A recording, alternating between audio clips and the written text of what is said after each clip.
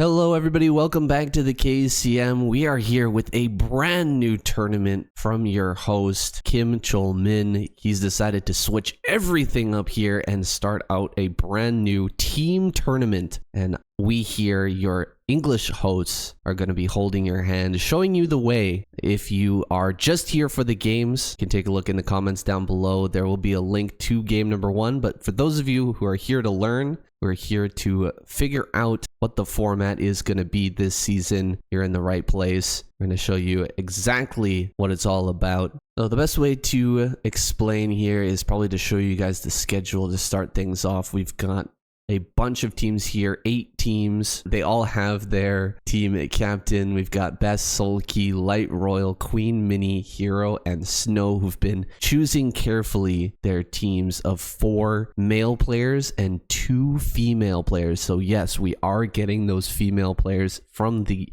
ladies KCM in the mix as well. They've selected their teams. The winning teams will go on to the round of 4, and the winners from the round of 4 will go on to the finals, and there will be a 3rd place match as well. The 1st place and runner-up will seed themselves into the finals. We're going to have 2 of these, actually. 2 of these. So there's the first half, which will be from October 2nd to October 25th. Once those finals are decided, the winner and the runner-up will be sent to the playoffs, and then we'll begin the second half, which is October 30th to November 22nd. Once those finals are done, we will have 4 total teams in those playoffs, and that will run from November 27th to December 6th. Now, each round is a best-of-9 series, and sets 1 through 6 are predetermined, and sets 7 to 8 are random. So what that means is that the teams beforehand will have to set up their players. They'll somehow decide between each team what the matchups are going to be. So they're probably going to match the ladies against the ladies and the strongest players against the strongest players. Then in set 7 and 8, we're going to have a roulette, and it's going to look like this, where you've got all the different sets here that have been predetermined, and then we're going to ban one set on either side. So you're going to be able to remove what you believe is your worst matchup, and we're going to have the roulette wheel choose which set will be replayed. You can change your bans between the sets. So set 7, you choose a ban, and then we roll the roulette wheel and see who plays. And then set 8, if it's continuing on, we're going to get another chance to ban. You can change your ban, and then we roll the roulette wheel and see who gets to play again. And we could have the same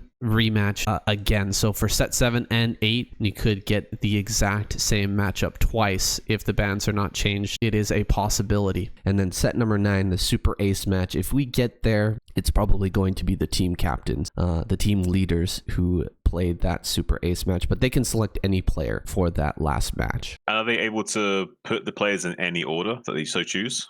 So set 1 through 6, between the 2 teams, they decide who is going to be matched up against who.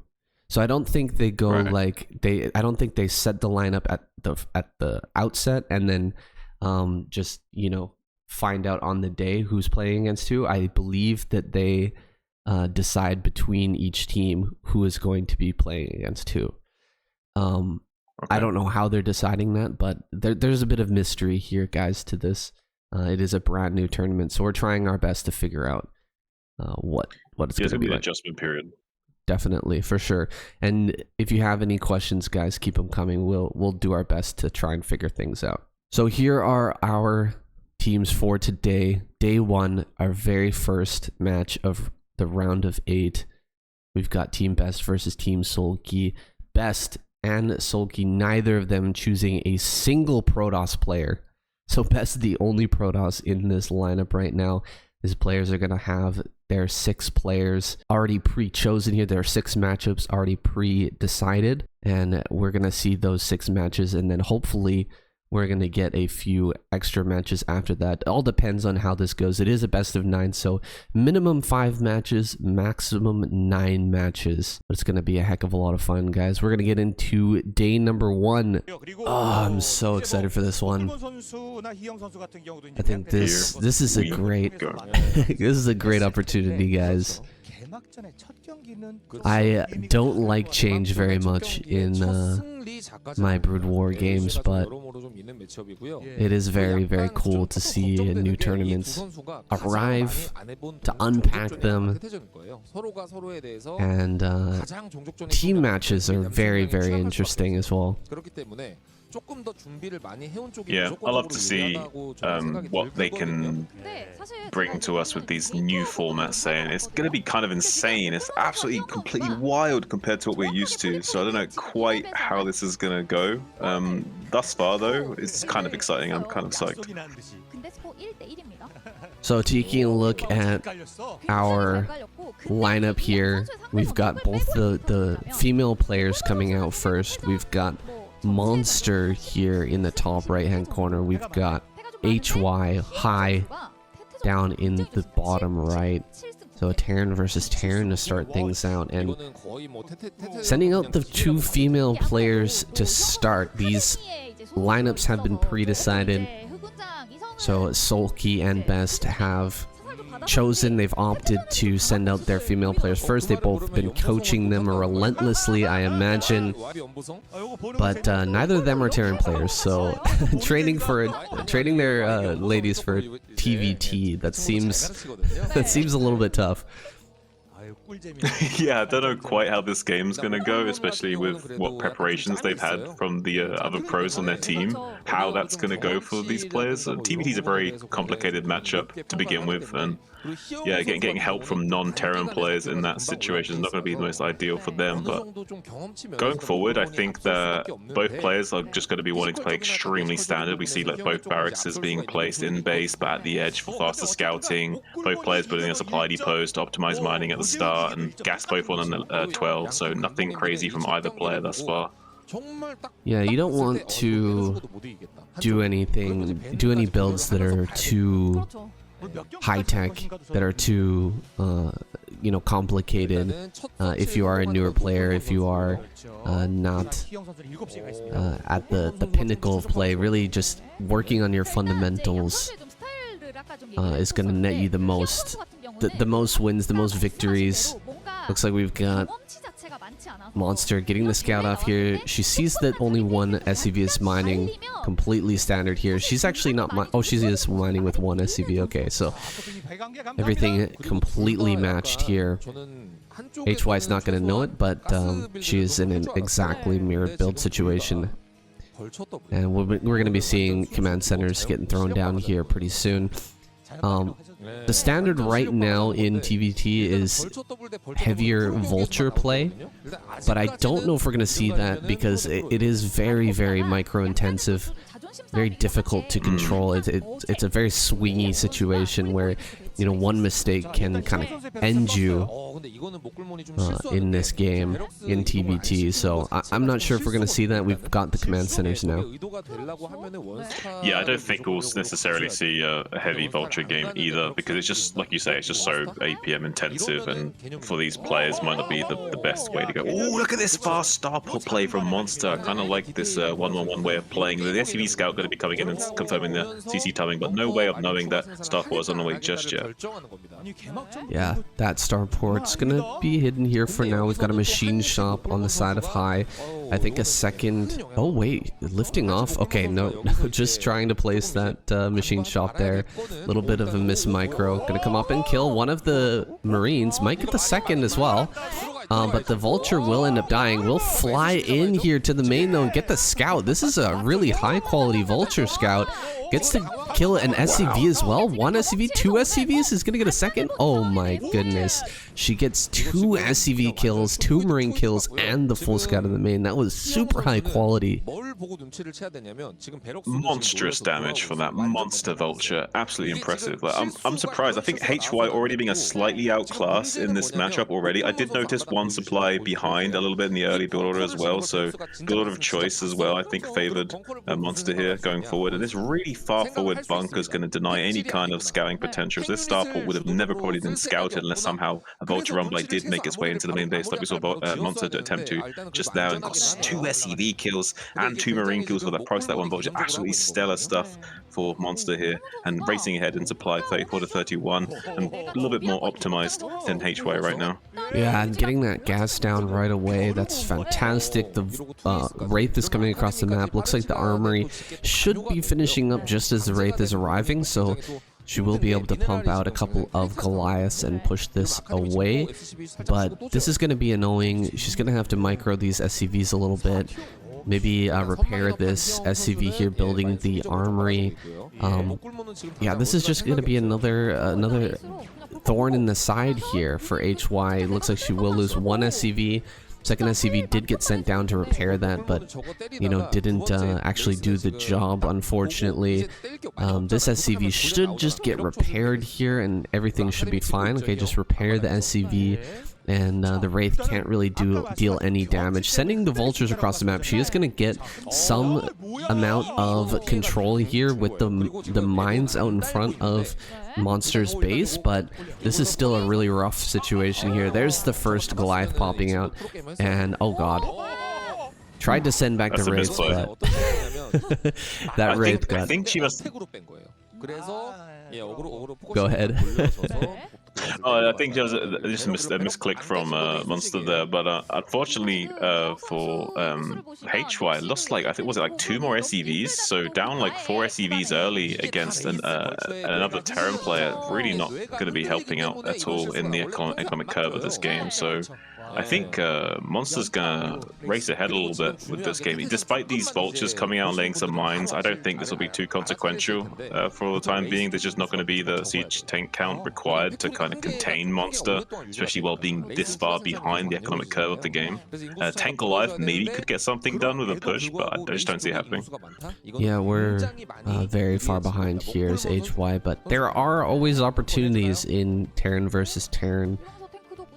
Mines getting little connections can end up switching the game. You know, a few bad tank engagements or attacks into siege tanks can switch things up here pretty quickly. The SCV disadvantage is going to be difficult to overcome, but it's definitely not a matchup like ZVZ, where, you know, a single drone kill can make a kind of an unwinnable situation in some cases.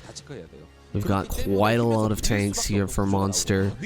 She's giving herself a huge advantage here, and if she actually gets across the map with these tanks and sets them up in a position maybe on top of the third base location there for HY, it's going to be super difficult for her to break through that. Now she's going to come forward here.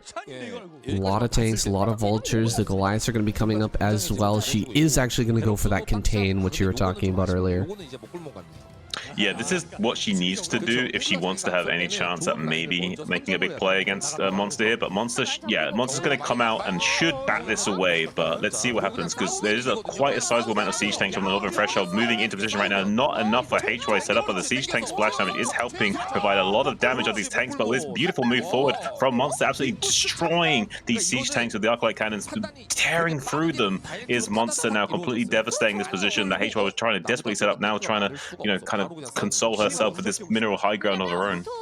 Alright, well, that was quite the trade out of tanks. I believe it was 3 tanks to 4 or 5 lost there for Monster. She did break the position though, and she set herself up here at the front. I think that was a decent trade though for HY. Definitely could have gone better, but it definitely could have gone worse as well. Now it looks like the last Wraith is going to get picked off. Third base is going to be set up here by HY. Maybe Monster taking the third of her own here at the center right, setting up some tanks over there anyway. But this is starting to look like these players are ready to set up that no man's land and already go into a big macro game here.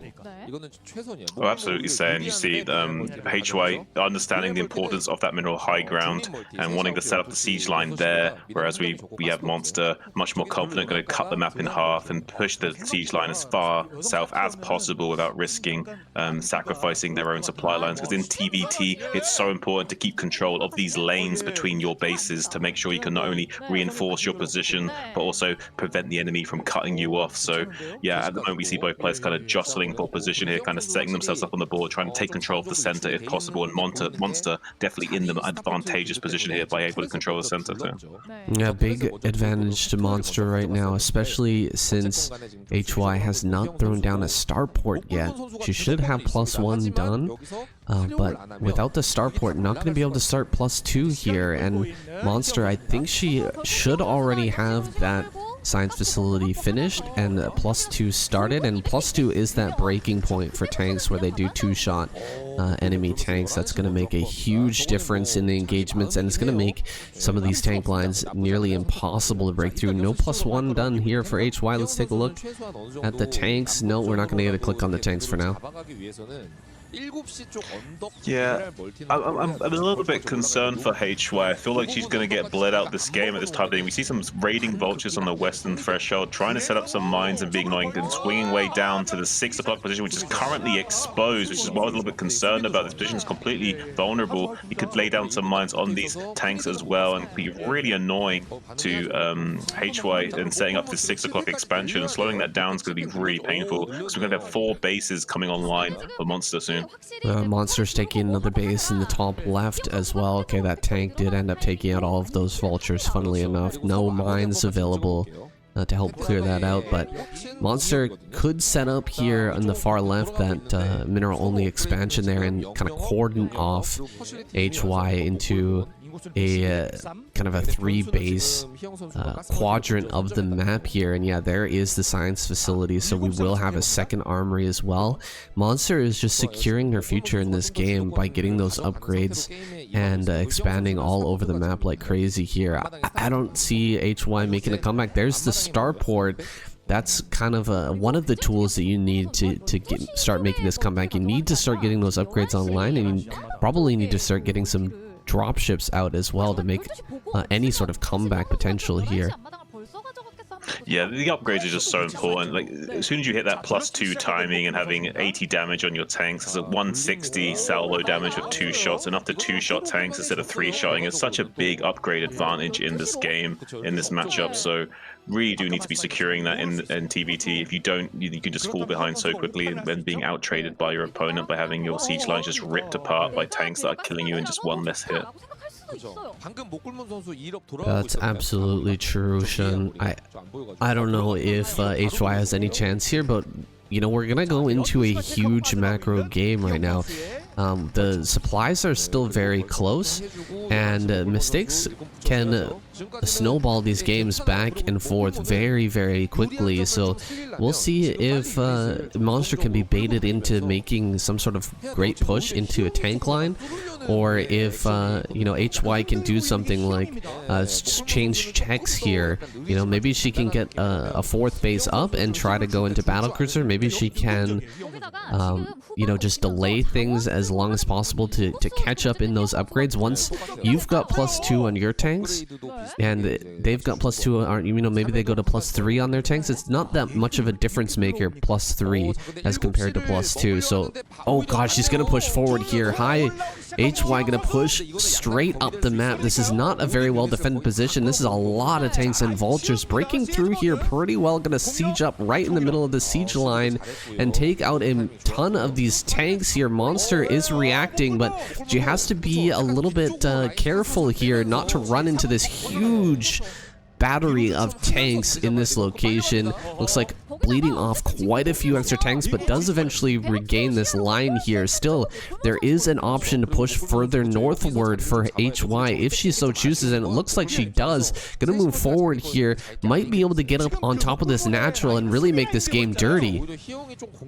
Wow, this is really decisive from HY coming up here to the mineral only right at this pinnacle moment of the game. There's only like 4 or 5 siege tanks up here in defense. HY desperately trying to secure some kind of advantage while they can, has managed to break through that that line earlier, and now trying to take advantage of this moment of weakness from Monster as his line has been completely ripped open, and now reinforcing vultures making their way up to the north now, maybe intercepted by these tanks trying to retake the center behind 2 dropships on their way, maybe to continue this assault in the natural expansion as well. This could be a lot of damage coming Monster's way if HY is able to stay on top of this execution. Currently ahead in supply by about 14 or so, so in a good position is HY, encroaching on this expansion area, very close to being able to kill this gas for free as well. This is a good move by HY, but I really love the move by Monster as well, getting taking this middle area here, cutting off the supply chain of HY. HY not going to be able to resupply this area here. Still hitting the supply lines of Monster. Monster actually draining a lot of resources by just allowing more and more units to funnel forward out of those factories and right into the waiting arms of HY. That is painful. Be losing tanks like that, and reinforcement tanks are going to come up here for HY. She's actually going to break this. She's going to get through this line here and then finally reinforce this position. There's so many tanks outside the natural now. This is getting really, really dirty. Wow, and HY is doing all this with an upgrade disadvantage by 1-1 upgrades to 2-1 of Monster, so this is only going to get better for HY as time progresses as well, because eventually the +2 timing is going to hit for HY, and she's going to be starting two-shotting the tanks of Monster as well, so this is going to get better for HY as time progresses, as long as she can somehow maintain this game state. It's so difficult to reset your rallies here. The rallies just continuing to move forward and just die over and over again here for Monster. Denying those 2 dropships is pretty big. I think she was planning to actually drop something behind the mineral lines there, but gets denied. That's great. And Monster has, for now, held down this position, but I'm afraid she's lost a little bit too much from those miss rallies across the map. She's still got a lot of positions out here on the map, but with so much attention being focused on that natural, HY is going to break through here in the middle, and now all these bases in the top left are exposed. The advantages that Monster built up during the early game have started to drain away here because of this aggressive push towards the natural by HY. It's about time to unsiege everything and try to break this area so that she can finally get some breathing room here on this map. Here we go, gonna try and break this tank line. There's a lot of tanks back here, bringing the SCVs as well. Looks like she should be able to break through here, but some good target firing on the tanks by HY means that there's only 2 tanks left over after all this, and we've still got 2 tanks down here for HY just below it. This mineral only kills the 12 o'clock during all of this,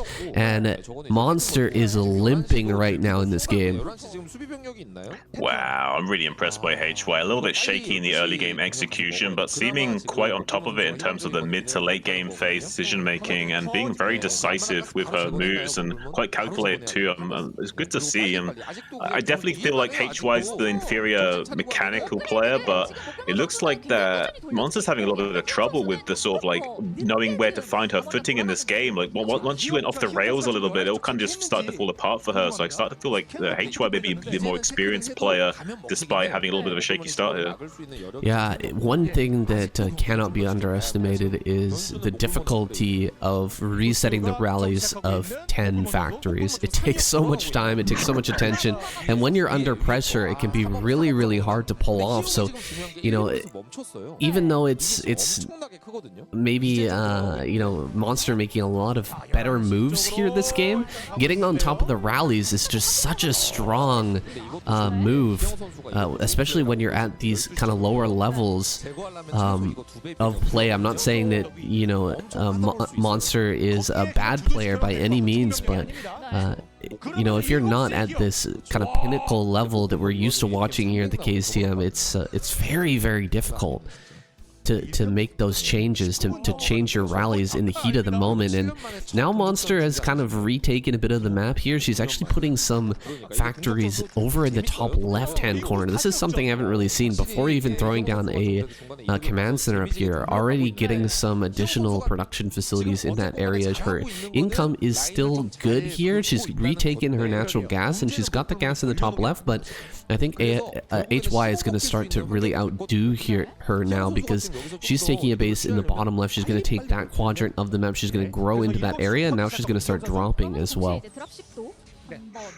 Yeah, Monster's taking a very static, stagnant approach to this game. There's no drop ships, there's no BCs or raids, just building factories and units. Gonna be isolating herself in this game a little bit, whereas we see HY being much more mobile and versatile with their unit composition choice, opting to go for some of these drop ships, and could be putting on a lot of pressure with this. But there seems to be some units up here to defend mines and some vultures in the tank, but this would be a little tough nut to crack for Monster if there were more drop ships here. But looks like with the amount of units coming in of these vultures, should be able to get on top of this and clean this up. Yeah, that's way too many vultures. Monster's done a good job of rallying out lots of units here, but if you're taking a look at the supply, still 20 supply behind. Now getting into starports, we may be seeing a tech switch into BCs here eventually, but we do need more gases for Monster. If we actually want to make that switch. And look at this, HY gonna go for the exact same move again. It worked so well last time, might as well come up here and try to contain the natural once more. Gonna just shove forward here with tons of vultures, tons of Goliaths, and a big contingent of tanks. Looks like there are enough defenses here now for Monster. She's not going to make the same mistake as last time. She's not going to allow HY to take the same position, so HY just going to move towards the middle of the map now. Wisely doing so as well, saying, and +2 attack on those arc-light cannons just now finishing in for HY as well. Able to two-shot tanks at long last, 21 minutes into the game, but better late than never. Now going to be able to take the hurt to Monster is HY, pushing across to the northwestern quadrant of the map, taking this high ground more or less for free. It doesn't seem like Monster's in position to really challenge this either, so HY going to be setting up nicely with this siege line up here and being able to really just rip apart this position without much real resistance being afforded from Monster either. So a little bit concerned for Monster for the time being, but seems like they will be stabilizing on their current base structure. But I feel like HY are going to be getting the best of this over time. Yeah, HY just has so much here to work with. There are more tanks being produced on this high ground, which is actually going to be probably the saving grace here for Monster. But coming up towards this third base, if she loses this position, this third high ground, just outside of her natural, it's going to be probably lights out for Monster. She's sending everything she's got to try and hold this, and actually HY kind of moving in a little bit haphazardly here, not sieging up for a long time. Mines coming forward, almost gets that big connection, will jump forward here with the vultures and cleans up really well that attack from HY. Yeah, I'm a little bit confused about that attack from the west there by HY. Still ahead in supply by 30, so still looking really strong. But yeah, a little bit of a questionable decision for the first time, I would say, in this game from HY, trying to push the issue. Maybe thought she was in a much better position than she actually was, and was able to take over that mineral only and then kind of squeeze out the game from that position, from being able to have this mineral only and shut in all these rally points into the northeast quadrant. Would have kind of been the nail in the coffin that maybe would have sealed the deal. But instead going to be pushing up to the north now with these units, trying to get that same kind of play from earlier on, and getting on top of this rally point in the top right and squeezing out any production from coming out onto the map. Monster really needs to move these tanks just towards the left here. There we go, finally going to move those forward from the high ground. Going to get the first shot here for free. Does pick off some of these tanks, but the tanks of HY holding strong here for now. Really getting on top of these rallies once again. It's such a good position against a player that's already taxed in terms of their APM. You can see here 240 APM, 200 APM for HY, but even with the lower APM, if you're able to get yourself into positions where your opponent is forced to utilize more of their APM for small tasks like just trying to keep their rallies from dying immediately as soon as they pop out of the factories, you will be able to overwhelm. Coming down with some vultures now into the bottom left, gonna try and pick off some of these SCVs, at least delaying the mining on the gas for a little bit. That's a nice pickup there for Monster. Looks like we'll get a couple more SCVs here and we'll finally get cleaned up. HY has spread like a cancer all over this map in the bottom part, has taken all of the bases down here is getting much more gas income now than Monster. Finally, Monster going to retake that 12 o'clock position. I would have liked to see HY just hold that for longer. She actually pulled away all of her tanks from that area and ended up wasting them over there at the third base a little bit earlier. And I think this tank contingent should be pulled back as well, because that's eventually going to get overwhelmed by Monster as well. HY still with a huge supply advantage, though. I'm just not sure where it's at right now. Yeah, it's just such a tough nut for a Monster to swallow. I think trying to push out his Monster now with these rallied units, getting on top of these siege tables, no SCV train being pulled to try and deal with this either, so could have been dealt with a lot more efficiently from Monster there, either by using SCVs or a dropship or something. But yeah, I really don't like how Monster's going about this game. We see a much more thought out, versatile way of playing here from HY, using these dropships in the mid to late game phases when needed, and would have maybe liked to see a lot more dropships from HY, but now we see finally in the late game phase a little fleet of dropships being utilized, as rightly so, I think, against this very stagnant, stale, like isolated style of Monster, kind of split up in the northwest and northeast, unable to get these lanes under control and reinforce her own armies, trying to desperately break out of this position now with these vultures and tanks. Will be able to finally get this rally point taken care of in the northeast quadrant of the map, but at what cost? And with this northwestern looking a little bit ripe for the taking, with these 5 dropships able to make their way in there probably soon.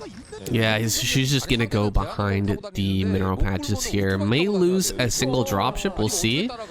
But should be able to get in here. Oh no, all the dropships are gonna live just on low HP. Will drop behind the mineral patches here. Nice pickup, just lifting up that command center and getting out of there immediately. She's not going to lose too much, but she's lost this position, which is a huge deficit here for Monster now. That's a massive headache for her to try and clean up, to deal with, especially with Goliaths here. You can't even just build a bunch of Wraiths and try to take this out.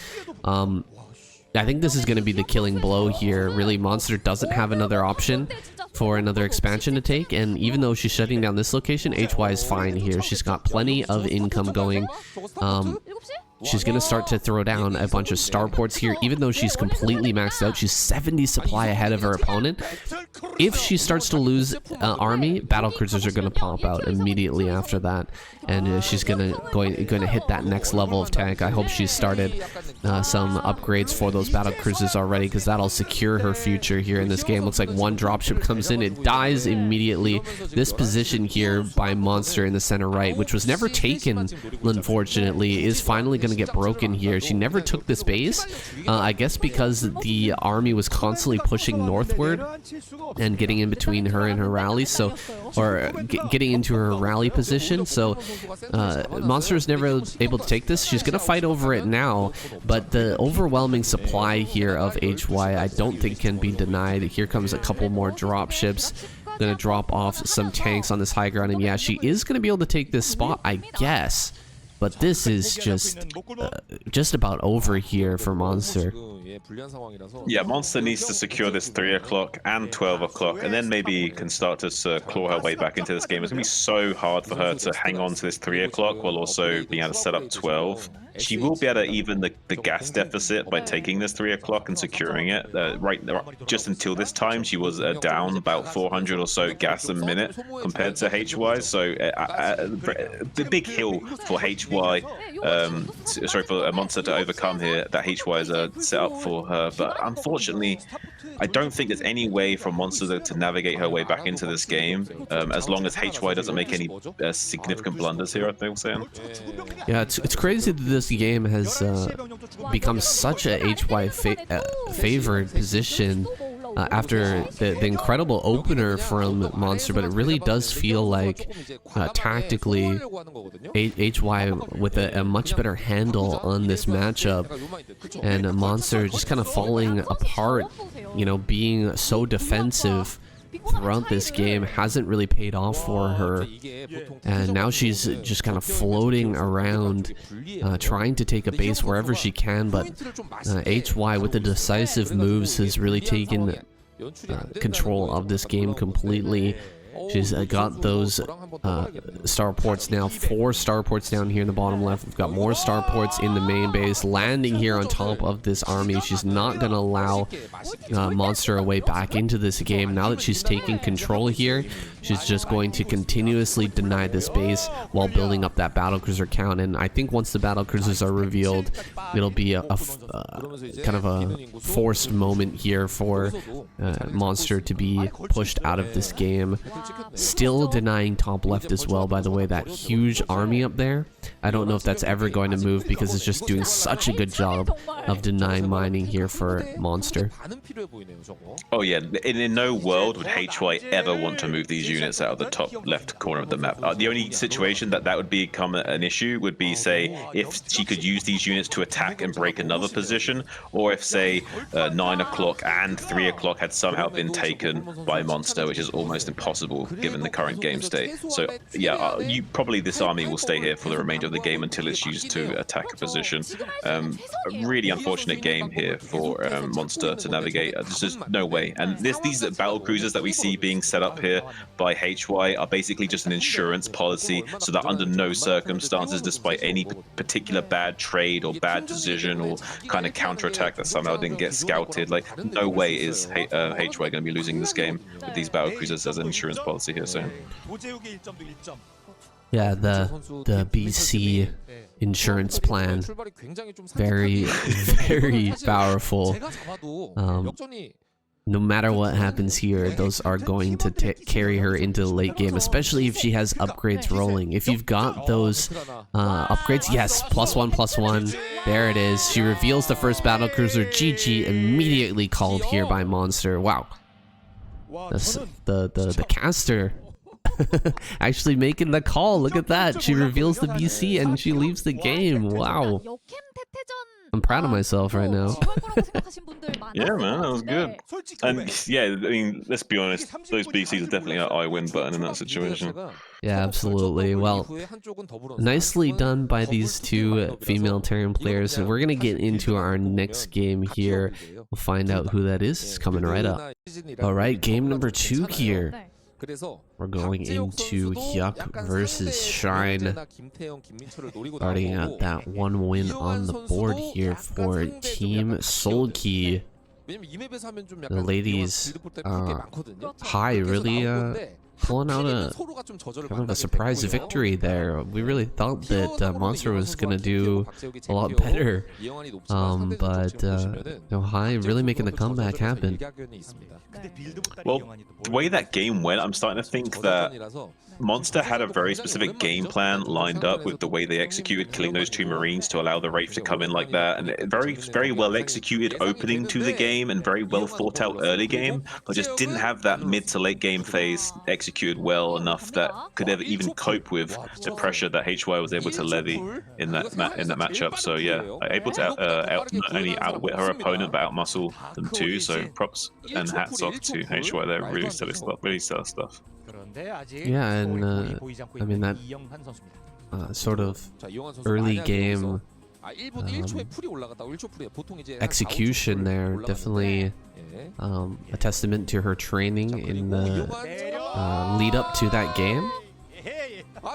But I think that Bess is probably going to be a little bit disappointed there that she wasn't able to navigate that into a win. Now we've got Shine throwing down a hatchery here first at the front, and his opponent Hyuk has gone for a 9 pool, so this is going to be a little bit tough to hold on. However, we don't have 6 lings popping immediately here for Hyuk.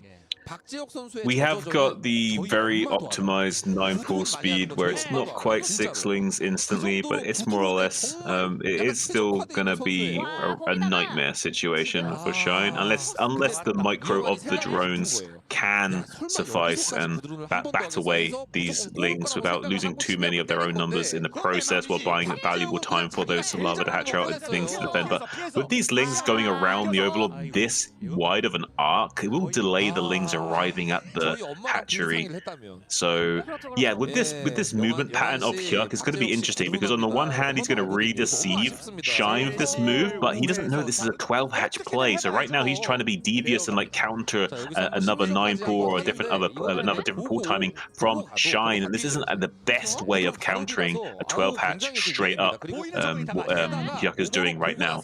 So it should still work though, but it's not the most optimal way of dealing against what Shine is doing. If Shine made pure lings, he should be able to maybe somehow navigate his way to defeating this with a good drone drill. So let's see.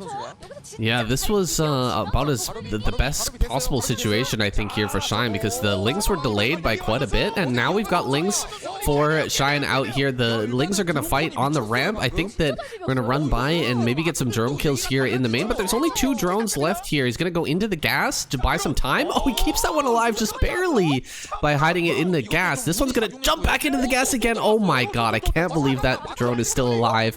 He does finally pick that off. He gets 2 kills here in the main base. In the natural, he's going to get another drone kill, it looks like. Oh, hiding it there in the back patch. That was so good. That was so good by Shine. He keeps that alive, and now he's going to be able to start to push out here with some of these lings. I think he has to be more careful here, though. You can't allow these lings to run by and get more kills in the natural right now. They're actually going to run up into the main, but there's nothing here in the main. There's no gas mining for Shine. He's just going to go for the counter attack and hope for the best. No link speed. Okay, link speed is finally done here for Shine.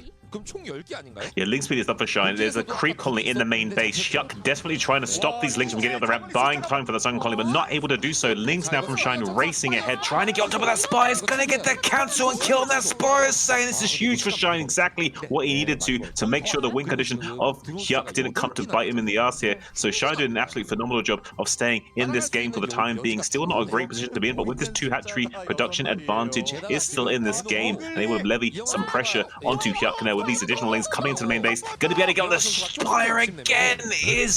Wow, Shine is on fire right now, being an absolute nightmare for Hyuk to handle. Does still have those minerals in the back. Has lost a lot of his Zerglings as well, so now Hyuk actually has quite a sizable amount of Zerglings to defend, but some drones are going down to the main base as well. Meanwhile, counterattack into natural expansion of Shine taking out 1 drone. Able to defend this is Shine, looking really good in this game thus far, but he needs to be able to keep cancelling this Spire over and over again. Able to use this 2 hatchery production advantage for the time being to levy this against Hyuk, but it's going to come down to micro here, so this is a great move from Shine. Being able to pick off that Spire twice has given him a breath of life here in this game, and there's only 4 drones left for Hyuk. He is in a desperate situation. He needs to re-drone here, but he also needs to hold this ramp. He needs to prevent the Ling flood from overwhelming him. He's actually going to catch these 2 lings. Oh, just barely slipping away with that 1 ling. Hyuk gonna come out on the map here. He's got quite a bit, but I don't think it's enough to overwhelm Shine. He's just gonna be able to keep producing. His supply is way ahead of Hyuk. I really think that Hyuk just needs to sit back here and re-drone. Losing all these lings could just be a death sentence for him. Yeah, I think what Hyuk's trying to do right now is kind of bait a mistake out of Shine and trying to get a trade advantage, but that might not work into his favor, and now Shine can just pounce onto these lings and push them to the western side of the map, catch a few of them off guard as he goes, and takes out a few of those straggling Zerglings, punishing Hyuk for his mistake. Now racing ahead by 25 to 13. Shine has so much to go for him right now, but unfortunately this Spire is finishing up, so he has to pull the trigger soon and get back in here and cancel this Spire once again, or just come in here for the killing blow, take out some drones or whatever else he can. He can just put the pressure on Hyuk right now by levying lots and lots of Zerglings across the map. Each lava production going into Zerglings, now starting to hit his way up the ramp. Only 4 Zerglings, remember, 4 remaining for Shine. Now going to be going his way. There's only 1 sunken colony, 3 mutas should be on the way right now. Targeting down the Spire is Shine, going for it again. Not quite maybe able to get it, but he's still targeting down. He should not be able to get it, I don't think. The drone's coming off the line, bullying away these Zerglings from being able to finish off this Spire. Now finally Shine can get the kill on this Spire. Huge play from Shine, kills the Spire, and drone's starting to go down, Sam. Killing off that Spire for a 3rd time. My goodness. So painful here for Hyuk. He has one Mutalisk and a Dream right now. He's going to send that across the map. Creep Colony is finishing up here. Evolution Chamber on the way as well. He's just going to spread the drones out, try to maneuver them away for as long as possible, maybe make a Spore Colony or a Creep Colony out of whichever drone gets damaged. We've got one drone for Hyuk. One. He's going to lose some drones here in the main Shine is, but I think he should be able to take this from here. There's really no way. No way for Hyuk. He's got 50 minerals. What is he going to spend it on? Is it going to be another drone? We're beyond. We're below where we've been at from the beginning of the match. GG is called. Hyuk taps out. Shine takes that game. There's really the one drone mining, dude. It feels so bad.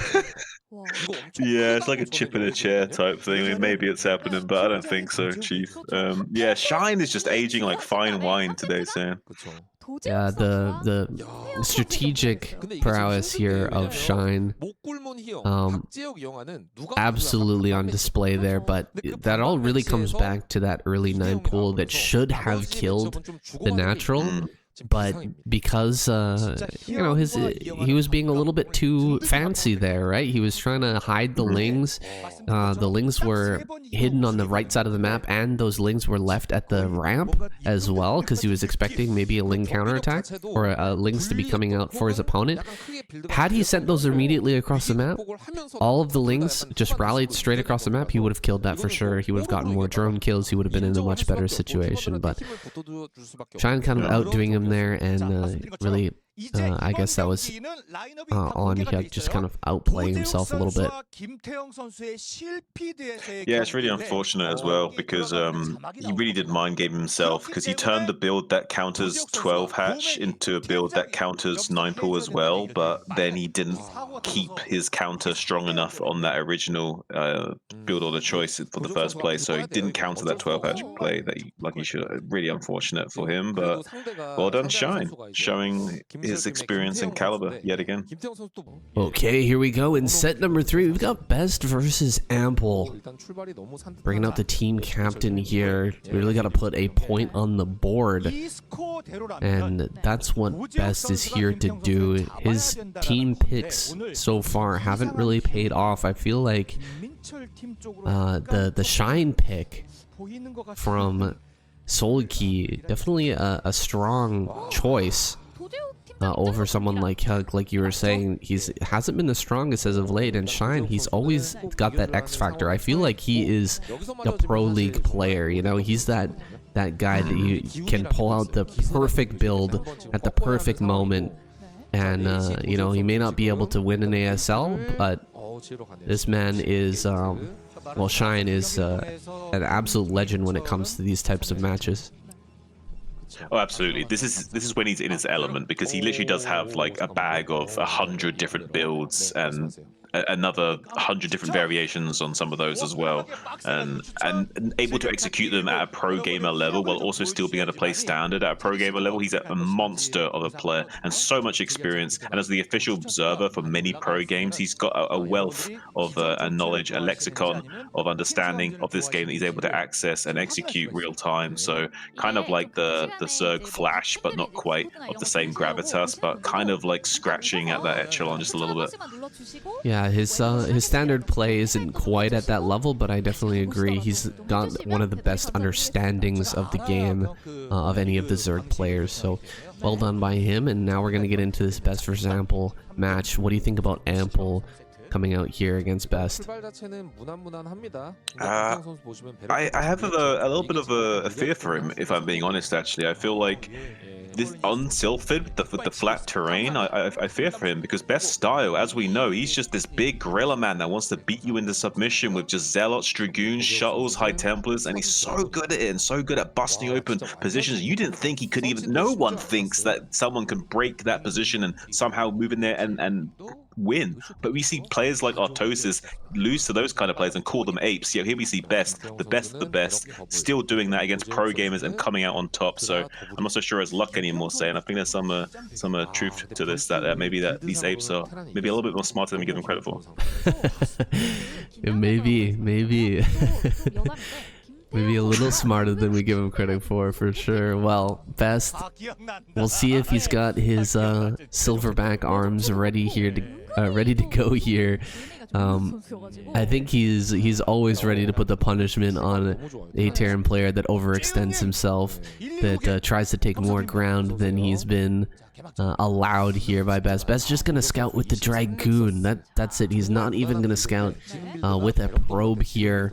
Sending his first unit out on the map is gonna be that Dragoon sent to the 12 o'clock, but he's not gonna find it ample here for a little bit longer. It doesn't really matter because there's already a bunker at the front, but he would like to know if there's a command center here a little bit sooner, so he knows whether he needs to throw down more gateways or not. But he's gonna get over here, he's gonna see everything's pretty standard, and he's gonna be happy with his build so far, I think. Yeah, Starcraft is a game of incomplete information, so when you can confirm something like this at any point in time is so important. And yeah, it's a very routine check from Best here to scout like this, just making sure that that command center is actually there and there's nothing crazy coming out of Ample right now, and then you can just tick that off his box and understand where he is in this game, and kind of able to predict the rigidity of the Terran player, because Terran is actually one of the most rigid races, and what build order choices are actually very limited. So just by getting a few key scouts at certain junctions in the game, you can really narrow down exactly what the Terran player is doing. You can never narrow down what a Protoss player is doing because they can basically do anything. Well, we're gonna try to get in here with the SCV, but that's gonna be completely denied. Best shutting down that scout. He's gonna hide his build. It is very actually important. I'm joking, of course, but it is very important to see, is there a robo, is there a citadel, what is coming next from Best, and it is going to be that robo. Although Ample not able to confirm, he could probably guess that that is, you know, the most standard way to play. That's probably going to be the way that Best goes about this. He's not about you know, pulling off some sort of sneaky trick in the early game. He's much more about you know, getting that macro edge and just pounding you into the ground a little bit later on. Oh, wait a second. Temple Archives and Citadel. Wait a second. He's a genius. He knows exactly that's what Ample thinks he will do, so he's gonna do this. There is an engineering bay, but there isn't any turrets. There's a big repair bill being paid by Ample right now. He's paying his taxes. He doesn't quite have enough minerals to put in too many turrets into his base. We see one turret going up in the natural expansion. Ideally, he probably wants two, because if he's only one turret, then we can see Best move forward and snipe that turret as the DT rolls in. And for the time being, though, also need to be careful with this tank. There is 4 Dragoons able to two-shot this tank if Ample is not careful. So Best really trying to keep the pressure on and trying to make this DT play work. It might be successful here. We only see one turret potentially going to be built for quite some time. So now going to be diving onto this tank. Doesn't get the quite perfect volley that he needs to go for the kill, though. Only 3 of those Dragoon shots did start to connect, so didn't want to go and pull the trigger on that, and wisely waiting for the shuttle to come into play. DT drop gonna come through here. We've got that one turret at the front, but one turret gonna come up in the main. You can still drop right on top of that and kill the turret right away with the DT. Also, you could drop in at an angle and try to just run in on top of that DT, but he sees the shuttle. Okay, this might force Ample to turn around. No, he's still gonna go forward here. This is an empty shuttle, isn't it? No? Do we have DTs in there? Okay, we do have DTs in there. 2 DTs gonna jump right on top of that turret. He's hitting it. He's going to get it. He picks that off, and now look at this. So difficult now for Ample. The DT's gonna shut down this push, and these 2 DTs in the main are gonna absolutely crush this economy here for Ample. He's throwing down desperation turrets all over the place, but as long as Best pays attention here, he's gonna be able to crush this attack and take out a ton of economy here in the main.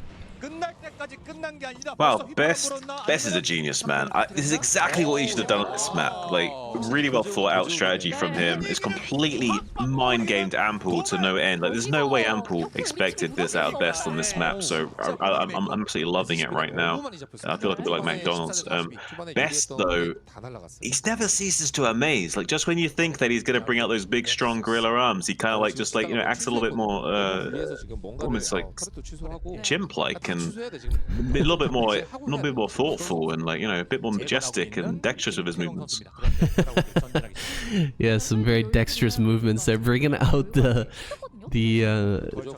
DT drop in kind of a surprise play to both of us, I think, and Ample as well. I don't think anyone was expecting that kind of play out of him. That's not something he ever pulls out in ASL.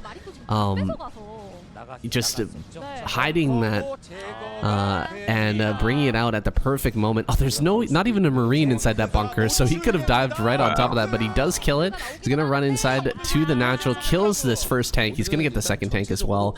This is beyond over. Of course, once you get those DTs in and kill the turret, there's no scans. It's pretty well done. Ample did a decent job of cleaning out the DTs, but still he got pushed so far behind, and with Best, if he gets that early advantage, man, there's just no way you're going to be able to put things back together. He's so good at controlling these gateway units, just getting every single ounce of value out of them. He's going to bring another mine in here. Doesn't manage to get any kills with those on those SCVs, but he's dragged these SCVs all the way to the back of the base. He's gotten so many kills.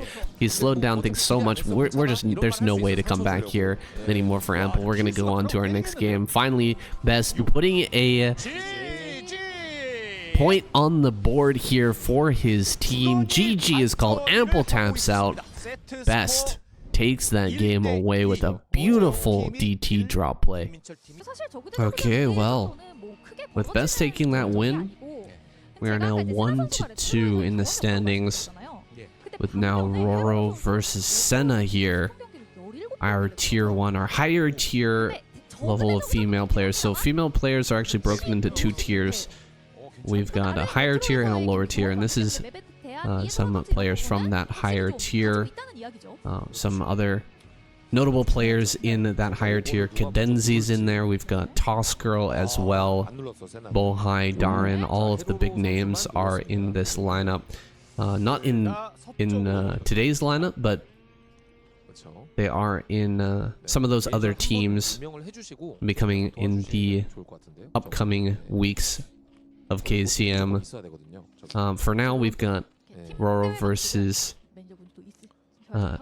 Senna here for the ZVZ. And I was just saying before we started this game, this is a fantastic opportunity for these female players having this type of tournament. Both these players have some excellent Zerg support, especially Roro here has some fantastic mentors here with both Shine and Soulkey to learn from. She's going to be opening with a hatchery in main, so going for a 12 hatch, but a 12 hatch in main. Going to throw down a spawning pool, and I think this is a great position here against the 9 pool. It is going to be a little dicey when the Lings come in, but we are on a 4-player map. It's going to be a little bit hard to figure out where your opponent is. You may not want to send all of your Lings across the map, so this could end up working out really, really well for Roro here. I have a feeling that this is Soulkey's hand on Roro's shoulder, and Soulkey said, look, you can't hatch in natural because it's just too much multitasking and micro, so you just make that in your main base. You take all the advantages without any of the weaknesses, and you play like me, and you win. Maybe that's the advice that Roro got. And look at this! Not going to be able to identify the exact spawning location for the time being, but now seeing these Lings in the middle of the map, going to be a little bit of a dream come true here for Roro. What do you think? Yeah, that's huge that she didn't see that Overlord there. Really needed to scout the path, the Overlord path. Try to find that a little bit sooner, because now she's way too late. There's a ton of Lings being produced right now. She could be walking into the main base with 6 Lings right now, but instead, all the Lings are going to have to be sent home. She's got the lair on the way, but she's going to have to play a defensive game here. There's no way to deal damage right now. There's going to be tons of Lings on this ramp, and even though there's no speed, Roro will be able to take the win if you try to run up this ramp. Yeah, it's going to be a bit of a tight hold, though. There is a slight Ling advantage here, so Roro does need to be a little bit careful, but with the additional Lings hatching now, it does seem like the storm will be settled, and this is ZVZ, of course, so like even when things are calm, it's only because they're within the eye of the storm, and that's where things are calmest. But surrounding them is potential chaos, so never like think things are going to stay calm for long in this matchup. But right now, both players kind of setting up a very Ling tight wall here. Maybe you'll see some 2-on-1 Ling action trying to break open a hole to then flood into to bust up this ramp at some point, but probably not going to go for it when you've got an enemy that's got an additional hatchery against you. So you're not going to see anything like that for Roro to have to deal with. Instead, going to be busting down the ramp themselves, wanting to break out here, using this Ling advantage to try and outmuscle and get the win right now. But unfortunately, just barely not able to trade as efficiently as they would like to, I don't think. So there is no creep colony on the way and no additional Lings yet being made. So maybe it actually doesn't matter, and we'll be able to come in here and do the damage needed anyway. I thought for sure that maybe Roro would be a little bit too slow actually with how poorly the Ling trade went at the bottom of the ramp, but actually it doesn't really matter. I think that Roro's got it either way. Well, Roro's going to be able to come in here and deal some drone damage. It looks like we're going to pop 4 Lings. We're trying to hold off on building more Lings though, so that we can pop 2-3 mutas when the time comes, but I don't think that's the right call. You really need Lings here right now because it's flooding Lings across the map. We need a second sunken colony as well. Oh god, the Spire is going to be targeted. Look at this, taking a page out of Shine's book, just going straight after that Spire. Spire's going to get so low, 90 HP, 69, 66 HP. Another 4 Lings going to come running in here, going to try and pick that off. 30, 28, he does, or she does get that kill. A huge kill here in the main, and that could just be the killing blow because we already have a Spire here. It looks like Roro just has the better game plan overall. Gonna send these 3 mutas across the map. This is do or die right now. Has to get the damage on the enemy side of the map. Another creep colony gonna come down here, but Lings are gonna come running in, start to kill off some of these drones. This is a huge moment for Roro. Gonna kill a whole bunch of this economy in addition to getting this spore up here. Could just be the win condition that she needs. There we go, the spore, the evolution chamber is done. The spore is going to be on the way here. Accidentally makes a sunken and has to cancel and start a spore, and it looks like basically every drone is going to die here, but is it going to matter? This is kind of crazy what we're seeing now, saying Spore has finished. Some drones are still left alive. Scourge are now hatching. Can she just shut out all of these mutas from the sky and make a single muta of her own to then go and win the game? That's all she has to do, saying, and she's got it. Well, she's got 10 minerals in the bank. I don't know if she can make a muta. Maybe she has one in the eggs in the production, but I'm not sure. She can come across the map and kill all the overlords with these Scourge, so that is something. But we still have 1 muta. I guess that muta finally did get picked off. It is possible to kill all of the Scourge with just 3 mutas, but we saw a mistake there in the control from Senna, so Roro kills off all the mutas. We've got Lings coming across the map now though, and there's no Lings back at home. Man, I felt like really Roro had this game in the bag, but now she's gonna end up losing this? Yeah, it's kind of crazy. I mean, something can still happen here, but oh no, the Lings get surrounded a little bit, taking a little bit too much damage. If she fights really well with the Lings and drones, it's actually winnable for Roro here. But with how badly that trade went there, she needed to keep the Lings and drones tight inside the mineral line there to have any chance at this game going really well for her. But as it stands, it's looking just impossible, I think. Yeah, there's that last drone goes down. GG. 48 minerals. You can't even build another drone. Still 3 drones back at home and a spore colony coming up. That is gonna be it. Still can produce Lings here. And there's no Spire, but it doesn't really matter. You've got 2 Sunkens and a Spore.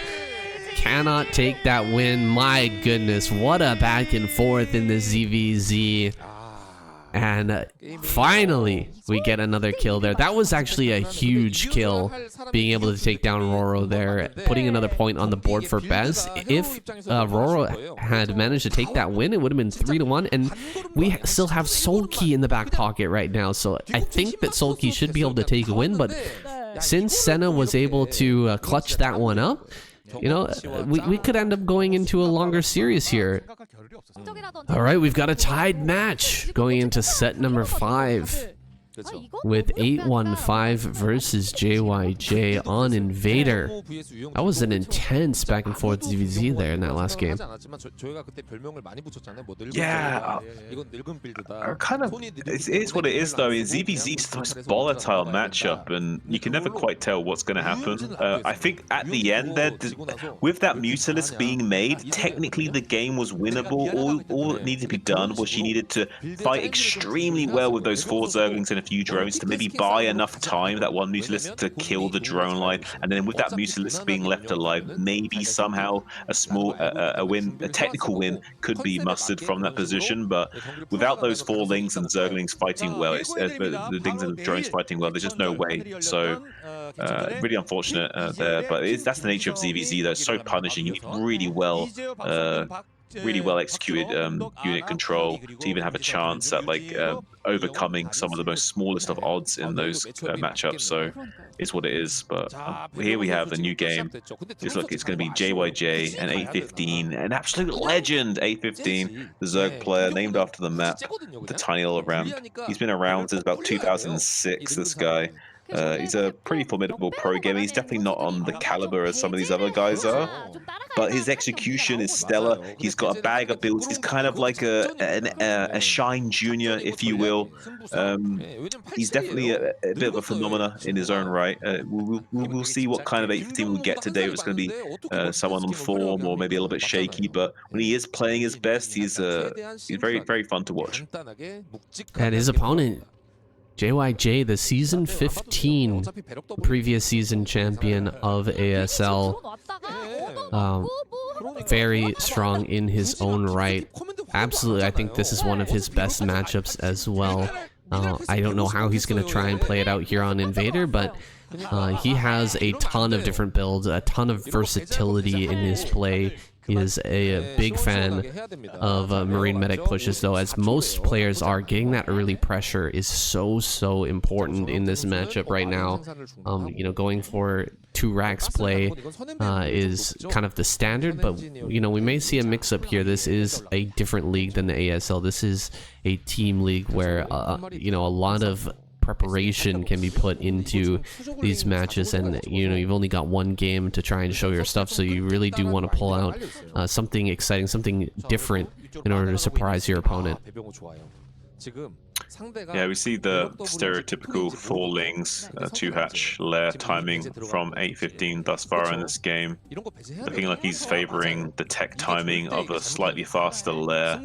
Definitely on brand thus far. He does like his crisp timings, a bit more of an aggressive style of player, so much less likely to go for these sort of like 2.5 hatch, more modern style way of playing, and instead just favoring the faster tech timing and willing to take that production hit and lava hit. So looks like going to be able to maybe put on a little bit of pressure here as well. These additional Lings being made, so JYJ could be caught with his pants down. That's exactly what I'm talking about. 815, he kind of like gets inside your head a little bit and kind of figures you out, double bluffs you a little bit, and kind of somehow manages to navigate his way into weird positions where he can overcome a greater player. So we'll see if he's able to get on top of JYJ here. But the SCV Scout going to be catching 4 of these Lings. So right now, JYJ is only seeing these 4 Lings of the SCV Scout. Nothing is kind of weird right now. So JYJ is feeling pretty safe. This is just a normal game for him. There's just nothing weird right now, but he is going to be feeling that maybe something's a little bit off, and something's in the air. He is against an aggressive player after all. He knows what kind of player this guy is and what he's capable of, so it's going to be very careful when he put a deep power in front of it, keep his Marines back, and look at him, more Lings coming out, Sam. A lot of Lings being produced right now. This is going to all come down to this Ling bust. Can he get good damage here? If JYJ holds this perfectly, the advantage is going to be completely in his favor. This SCV, the positioning on it is huge.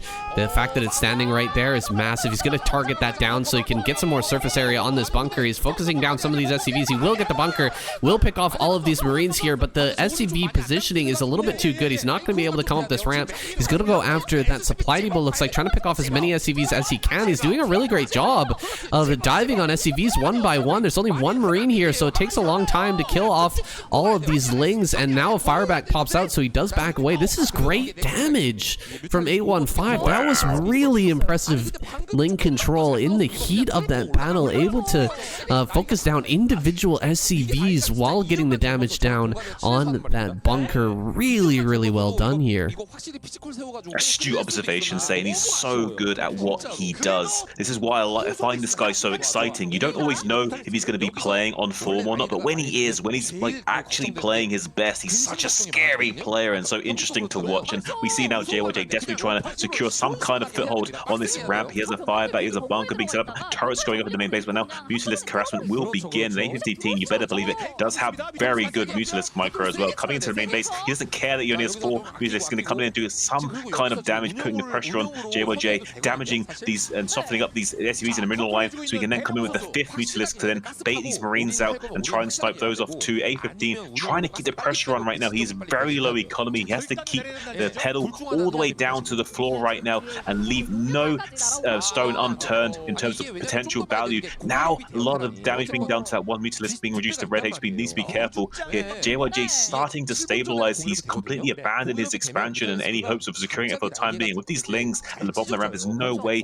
he can afford to try and push forward right now, trying to buy as much time as possible, setting up more and more turrets, more and more Marines coming out of these production facilities, while the Mutalisk now starting to put pressure onto this production line, trying to bait the Marines over to the eastern side so that the Mutalisk can come in and start to take some pot shots off at this Bioforce. But now with 2 more medics being produced, saying it looks like there will be some stability for JYJ to have here, but it still could be 815's game. This is, I gotta tell you, this is getting pretty scary for 815. You know, he has done a lot of damage to JYJ, but Terran notoriously good at recovering, even from these really difficult situations. If you give JYJ just a little bit of time here to recover this position, he will come out with a huge force and force you to build a bunch of sunken colonies. Back at home, we don't have hardly any drones in the natural, so he's probably going to have to re-drone a bit. And the moment he starts to re-drone, we're going to see JYJ come out on the map and force those sunkens to be built. You can't really hold this off. Look, there's the drones popping out here, but there's JYJ moving forward. He's going to come across the map here. He's going to threaten the bust, and we're going to have to build a bunch of sunken colonies. That's going to be all of the kind of added production, all of the added drones here from 815 are going to have to go to these sunkens, or he's just going to die. I slightly disagree, saying I really feel like if 815 just doesn't miss micro here, he's got this bioball exactly where he wants them. He just needs to dog this bioball with this initial force. If he can somehow stop the reinforcing units from reaching this initial army, there's no way JYJ can come in here. But like you say, though, without the sunken colonies, it is a little bit of a dicey situation for 815. If JYJ just pulls the trigger and goes for this expansion, he will force 815's hand here. So I think that's the play that JYJ wants to make. And he wants to rejoin these forces, but now 815 bouncing back and forth between these 2 bioforces. Ling's trying to buy a little bit of time for the mutants to come in from behind and start to do some damage on this bioforce. Both medics being sniped from the northern flank as well. Now JYJ, oh, look at that beautiful hold shot from 815 as well. More mutants. Come on, drone's starting to go down the middle line. It's a beautiful play from both players right now, but no medics left to stabilize. He's gonna be able to tear apart the rest of this bioforce. I think that 815 is just about done it now. He's gonna be able to come into the natural expansion and just completely annihilate some of this SCVs in the mineral line soon.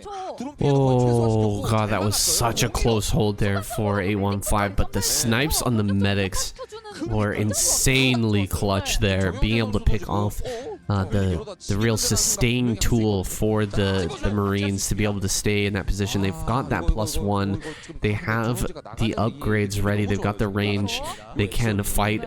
They really can fight against the mutas and hold their ground as long as they've got that medic support, but he picks those off and slowly but surely removes that Marine medic force from the field. Now he's got this big hulking group of mutas here, gonna be able to dive in on top of that natural. Immediately JYJ gonna come out with that pressure to try and force the Mutalists away, but I think this is almost a dead situation for JYJ now. After losing all those Marines and medics, he just doesn't have the force, the the bulk of Marine Medic necessary to hold this ground, and he will end up losing this Marine Medic force if given enough time here. Here comes the Lings. Extra mutas are going to come up here. This Marine Medic force is going to get taken out. It did its job by forcing the mutas away from the natural, but it gets picked off, and even more momentum here for 815 after that Marine force is destroyed.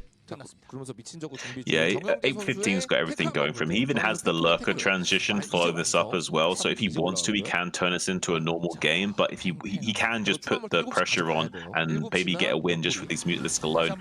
What JYJ was trying to do was trying to keep these mutalisks back from doing what they're doing right now, which is coming into this really hard to defend angle and just ravaging the turrets and then exposing all these poor helpless SEVs to the mercy of these mutalisk glaives now coming in and sniping more of these worker units. There's absolutely no way that JYJ can stabilize the position without any kind of Valkyrie or vessel support right now. So, and 815 knows it. JYJ knows he has to keep threatening these counterattacks. He knows there's overlords here that can see this, so he's just going to stim his Marines across the map and try and force a turnaround from 815 every single time, trying to catch the mutas as well on the retreat. Is JYJ kind of baiting him into some kind of favorable trade that he can stabilize this position, but unable to do so. Currently down in supply is JYJ, and 815 also transitioning with lots of links coming out as well to help fight these bio units out onto the open map. And with the lurker transition also going to be viable, it's going to be really tough for JYJ to find his way into a favorable position here soon. No third base here for 815. That's something to mention. We don't have that third gas coming up for now. I'm sure he's going to be sending a drone down to the bottom left here shortly to get that base rolling, but he's just relying on Pure Ling Muta, and Pure Ling Muta is not going to carry you into this late game. There's a few lurkers popping out, but his gas again is very low. He's gonna go for a counterattack here in towards the natural. This bunker is gonna go down very fast. He's gonna have to either pull the trigger on a full-on attack, and it looks like JYJ just gonna go for it here. He may be able to get here before the lurkers are actually morphed. There they are. The lurkers pop out, but they're not burrowed. Not paying attention here. 815, he hasn't burrowed those lurkers. Now he's gonna pull them back and get them into position. JYJ is just gonna go ahead and try to break through this, but I think that this could be the killing blow. He is gonna get that last couple of lurkers. There are units on top of his barracks, though. He's losing this position. He's not able to hold this production facility. He's gonna get the hatchery. This is an insane game. He kills the hatchery, but I don't think he can push any farther forward. And meanwhile, on the other side of the map, the barracks are actually going down, being targeted here by the Lings and mutas. He will be able to clear out the remainder of the mutas, but these lurkers coming across the map, I don't think they can be stopped. Wow, dude, like, tell me 815's not a genius, dude. Like, the only way this hatchery died was because he just, like, messed up the execution of his lurkers and his natural, but the thought process in this is phenomenal, the way he set this up. Look, like, and now we see there's just no way that JYJ can hold this. Like, there's nothing to defend it. Just Lurker Ling will just overrun this position for free, basically. GG is called. What a phenomenal game by 815. Really well thought out execution of having those lurkers morphing just at the time that JYJ was moving across the map, while his own Ling force just counterattacked and basically ripped open his position. Like, there's no way this guy's not a genius. Alright, well, 815 showing an incredibly impressive understanding of those low money situations, of those scrappy situations, able to navigate his way into a victory there. Really great stuff from him. You can just see how much experience that guy has in those really scrappy spots. Yeah, he's like an absolute expert of these low economy weird situations, and that's why I was so excited to watch him play, because you just never know what you're quite going to get with him. And when he does execute and play his A game, it's a real treat to watch. And he has a lot of similarities to my style, so I get kind of giddy when I watch him, because like he's the kind of player that I just used to sometimes try and emulate when I was younger growing up, because, you know, I thought his style was cool and I like that way of thinking of, like, you know, trying these unorthodox approaches to the game. So always exciting to watch him play. Yeah, it's like he was walking a real tightrope there, and I mean, those situations to me are very scary, especially against someone the quality of JYJ, because the man is like a zombie, right? You keep on hitting him, you keep on attacking, you know, even if you pick off something like his natural, you know, you lop that arm off, but he's like a zombie. He just keeps coming forward, right? He's no matter how much damage you do to him, a good Terran player is just so robust and so well you know, positioned to come back and continue to just keep on fighting. It's scary. It's very, very scary. I thought that JYJ was going to be able to, you know, lurch forward off of that one base and actually take out 815 there, but it was absolutely fantastic the way that he balanced his defense and offense there, and he managed to take him out. And now we're going into Sock versus Soulkey. Kind of skipped over this early game here, but we've got an early gas from Sock. So Sock gonna be getting his command center down here, and he's already got that gas mining in the factory has started. So he's gonna start off here with an early vulture. But where does he go from this position here, and how does Soulkey react? I think we're gonna have to see a very early sunken colony here, but he should be fine. Yeah, I think we just see a 1-1-1 play here from Sock, and Soulkey's doing a 12 hatch, 12 pool, 12 gas, very standard 2.5 hatch style play. So yeah, he'll have to make a creep colony about 3 minutes 30 to block this. Nothing too crazy here. And also for Sock, not too big of an investment, but getting this early tech online will be affording him a lot more flexibility in his build order choice. We might get this drone kill. It's actually really big play here for Sock. Getting this drone kill is actually pretty significant. To a layman, maybe not seem like a big deal right here, just seeing this one worker unit just dying at the early game, but actually that's a really big deal for Zerg, losing that big potential economy, because as that drone mines for the rest of the game, that's a lot of minerals coming in for the Zerg to utilize. And they naturally have one of the fewest worker counts in the game, especially because the need for becoming buildings. So you really do have a very small amount of drones in the early game phase. So having any of those sniped off it can be quite devastating. So it's been really trendy lately for Zerg players to send out that early drone to try and get that harassment damage done and really figure out what the Terran player's doing in the early game. And we saw Soulkey utilize that, you know, forcing some SCVs off the line, kind of getting some damage done there. But the last thing you want to do is lose that drone, and he ends up losing it to the first Marine. That's really, really painful. He's got the sunken colony down, but already a bit of a deficit here for Soulkey going forward with his lair finishing up here. We'll see what kind of tank he wants to throw down. Sock really interested to find out what that tech's going to be, but I don't think Soulkey gonna throw it down until he at least gets rid of this SCV in his main. Okay, he's gonna throw it down in the natural. That's a good play from him. Yeah, I think there'll be a vulture drop as well from Sock, which makes sense. Like, yeah, vulture drop into standard play, I think, is a wiser choice from him. And he'll have the faster tech timings as well to navigate against Soulkey's increased production value. So I kind of like this play from Sock. I'm really happy with his choice so far. You should be able to figure this out though, right? Once you see that there's no Wraith coming, you got to be a little suspicious. It could be, of course, just like double factory, maybe into armory and some Goliaths, but you do have to be vigilant for a drop ship timing with those vultures. And he's going to come into the main, it looks like. Hopefully we've got ling speed finished before these vultures arrive, otherwise he might just lose every single ling and a bunch of drones here, because that spire is nowhere near done. There's the link speed. Yeah, here we go. Yeah, this is a big timing, actually, trying to catch those vultures with the link speed before the drop is able to come here. Soulkey did know the timing of that and wanted to catch at least one of those vultures before they could make their way into that. But going to be catching this drone as well is Sock. Really annoying for Soulkey. It's not like this is game ending or by any stretch of the imagination, but this is really frustrating for a Zerg player to have to navigate around now. Because even though the drop didn't necessarily come into the main base and kill a bunch of drones, it doesn't matter. This is still really frustrating damage, not being able to get this third base online. This would be okay if he was against Mech right now, but he's not necessarily going to be up against Mech, and having this third delayed for this long while there's still a dropship out on the map able to put on some pressure, it's really frustrating. But these two Scourge are trying to shark around to try and hunt down this dropship, which is just now coming into the view of these overlords, and now Scourge having to turn their way around. Meanwhile, the Zergling's going to be retreating from any kind of assault, but the Scourge might be connected with this dropship. Sock needs to unload, but not not able to do so. I think it's actually empty. I don't think did he have all the boxes back at base? So I think it was just an empty dropship after all, but still kind of annoying to lose that gas unit for free. Ooh, we got burrow here. This has been a traditional counter against 1-1-1 is to get that early burrow. I like it. I like it quite a lot. If we do end up seeing, you know, vultures running in the future, we will have that burrow available to save those drones. So, a really nice tech here coming out of Soulkey. Back at home, we've got Valkyries here, ready to defend. Some Goliaths are popping out. Is this just going to be a full-on Goliath switch here, or is he going to go back into Marine Medic? We're going to find out. Here we go, diving in. Going to get one of these Valkyries. One Valkyrie going down is huge. Can he get a second one?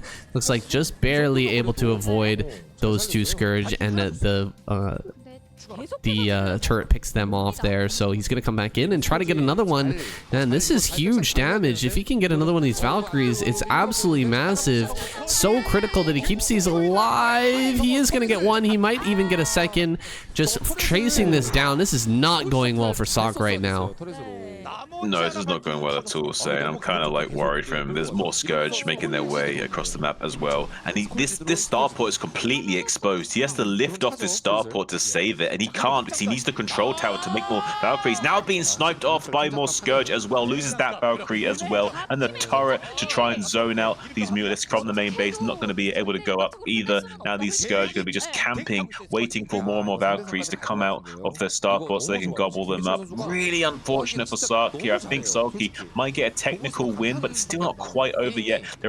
This third base was delayed, and there's vultures making their way out. But now with the links coming into the main base, this will seal the deal. There's just no vultures in the main base to deal with these Zerglings. If these vultures weren't out on the map right now, trying to find some counter-attack damage, maybe he could stabilize here. But with the additional Scourge coming in, killing all these Valkyries over and over again, there's just no way he's going to come back into this game. There's a few units also to block the vultures getting into the main base and applying some counter damage too. Beautiful play. Oh my god, that was so good by Soulkey.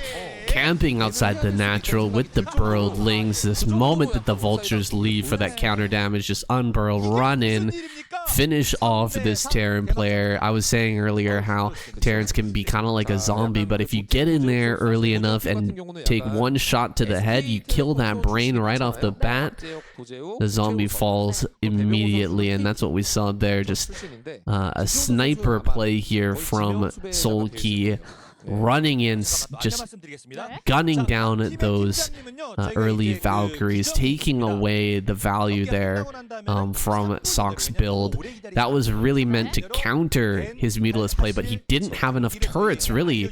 That's what it comes down to. If he had like two or three turrets there instead of just the one, the Scourge really can't connect because they're going to be gunned down way quicker. But he was able to chase down the Valkyries over and over again, keep reducing that count. If we'd seen like him get up to 4 or 5 Valkyries there, the Mutalisk play with the Scourge would have done nothing. Yeah, I feel like there should have been a little bit more anti-air to deal with those Scourge. Unfortunately, not able to have that available to him. I feel like he kind of underestimated the amount of Scourge that Soulkey would try and utilize there. And Soulkey really had Sark figured out in this game. And I'm kind of worried for Sark because his style is becoming more and more figured out as time progresses. He's a very stellar player, but he is getting figured out a little bit by the likes of people like Soulkey, as we can see. All right, we've just picked up some new information here, guys. This is actually how it's going to work. So we've got Team Best on the left-hand side. We've got Team Soulkey on the right-hand side. And what's going to happen is we've got set 1, set 2, down through set 6. And we've got some bans here. So set 3, of course, that was our Terran versus Protoss match. That was Ample versus Best, where Best kind of bopped Ample there.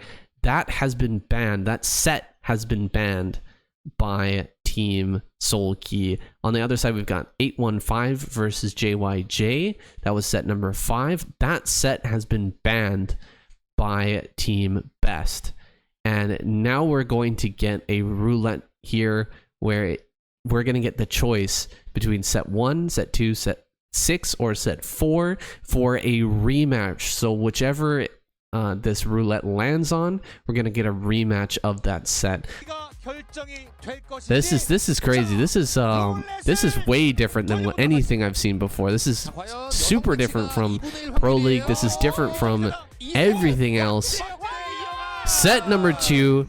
It's going to be that ZVZ once again. Wasn't that Shine versus who was that? Help me out, Shun. Shine versus wait, was Shine? I'm not sure actually. Was Shine the game before that or after that? Was that the girls EPC? The ladies EVZ was set 4, I believe. So I think this is going to be Shine. Who did Shine play against? I think Shine played against Hyuk. So Hyuk versus Shine. Yeah, it is Hyuk versus Shine. Yeah, you're right. All right, that's going to be our match number 7. Really cool. This new format this is here. Really interesting, this is really different from anything we've seen before. So we're gonna get that rematch, guys. That's coming right up. Let's jump into that match.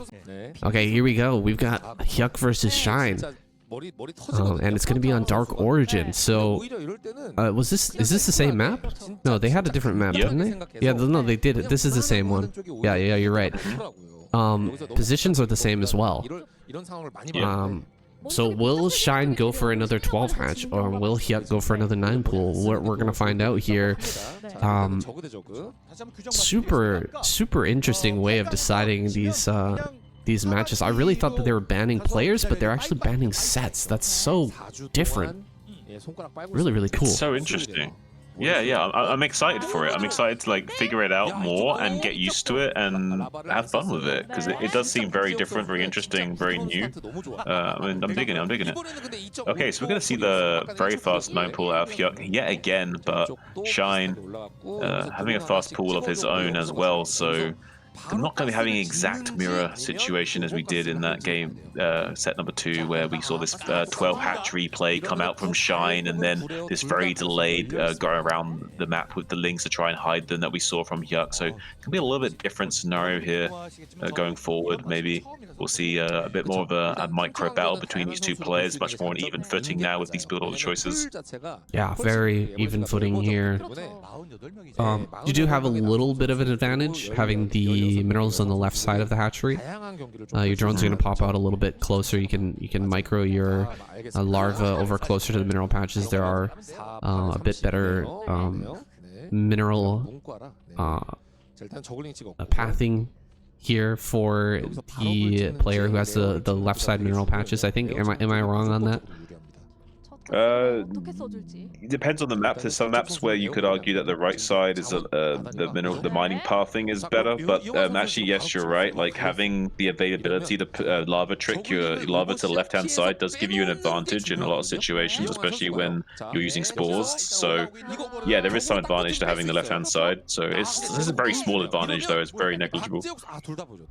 Yeah, it could come into play a little bit here. We've got pretty much exact same amount of units here, but the layer has been started.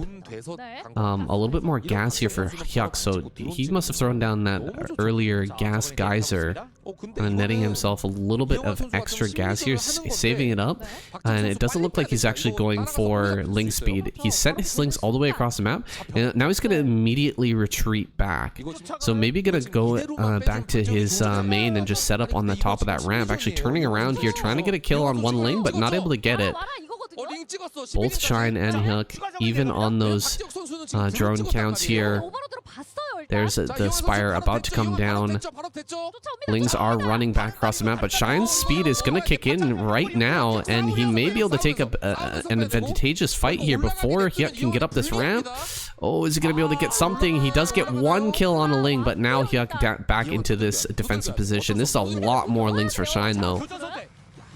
Yeah, with the Ling speed advantage, you can just get right on top of these and just start wolf-hounding these Lings, and there's not really anything Hyuk can do. Pure advantage for Shine. Ling speed is such a big advantage in this matchup. Drones come with the line, 2 being sniped up almost instantly. Spire's on the way, going to be targeted down as well. Only halfway finished, so going to be able to easily be killed in time before that finishes up. So Hyuk is forced to come off the line with more and more drones, trying to just fend this at all costs, but more and more drones being sniped by Shine. Shine really on top of things with his control. Currently playing at only 333 APM to Hyuk's 500, but that's more than enough to deal with this player. Getting on top of the eggs with these lings as well, killing the lings as they hatch out. Really devastating news for Hyuk having to deal with this now, losing more and more drones to Shine. Shine's just been playing like an absolute animal this game. Man, Hyuk just not going for that ling speed. He wanted to save up some extra gas there so that he could have a more powerful Mutalisk mid-game, but ends up not building enough lings to defend that ramp. Overwhelmed here by Shine and beaten down once again. That is a painful loss here, 2 times in a row here for Hyuk. Not exactly a surprise to me. I think that Shine is a much stronger player than Hyuk overall, but I think probably a surprise to the Soulkey squad there, or excuse me, to the best squad there. They've lost twice in the ZVZ, and now who are they going to ban? Are they actually going to switch their ban here and decide to get rid of this matchup? Because it seems like Shine has just got a total advantage here. Yeah, Shine has got his number, I think. All right, so we did have an opportunity to change up the bans, but it looks like we're not going to. Very interesting. I'm gonna stick with the ban on set number 5 here is Team Best, and that might come back to bite them because we could get set number 2 again. We could get another rematch here between Shine and Hyuk, but it's gonna come down to this roulette spin. Spin to win, baby. Could get one of these two. There's only 4 choices here. 2 of them are those ladies match up, so we may end up getting a ladies match. We could end up getting a rematch here of that ZVZ. I don't know what's gonna come out here. Here we go.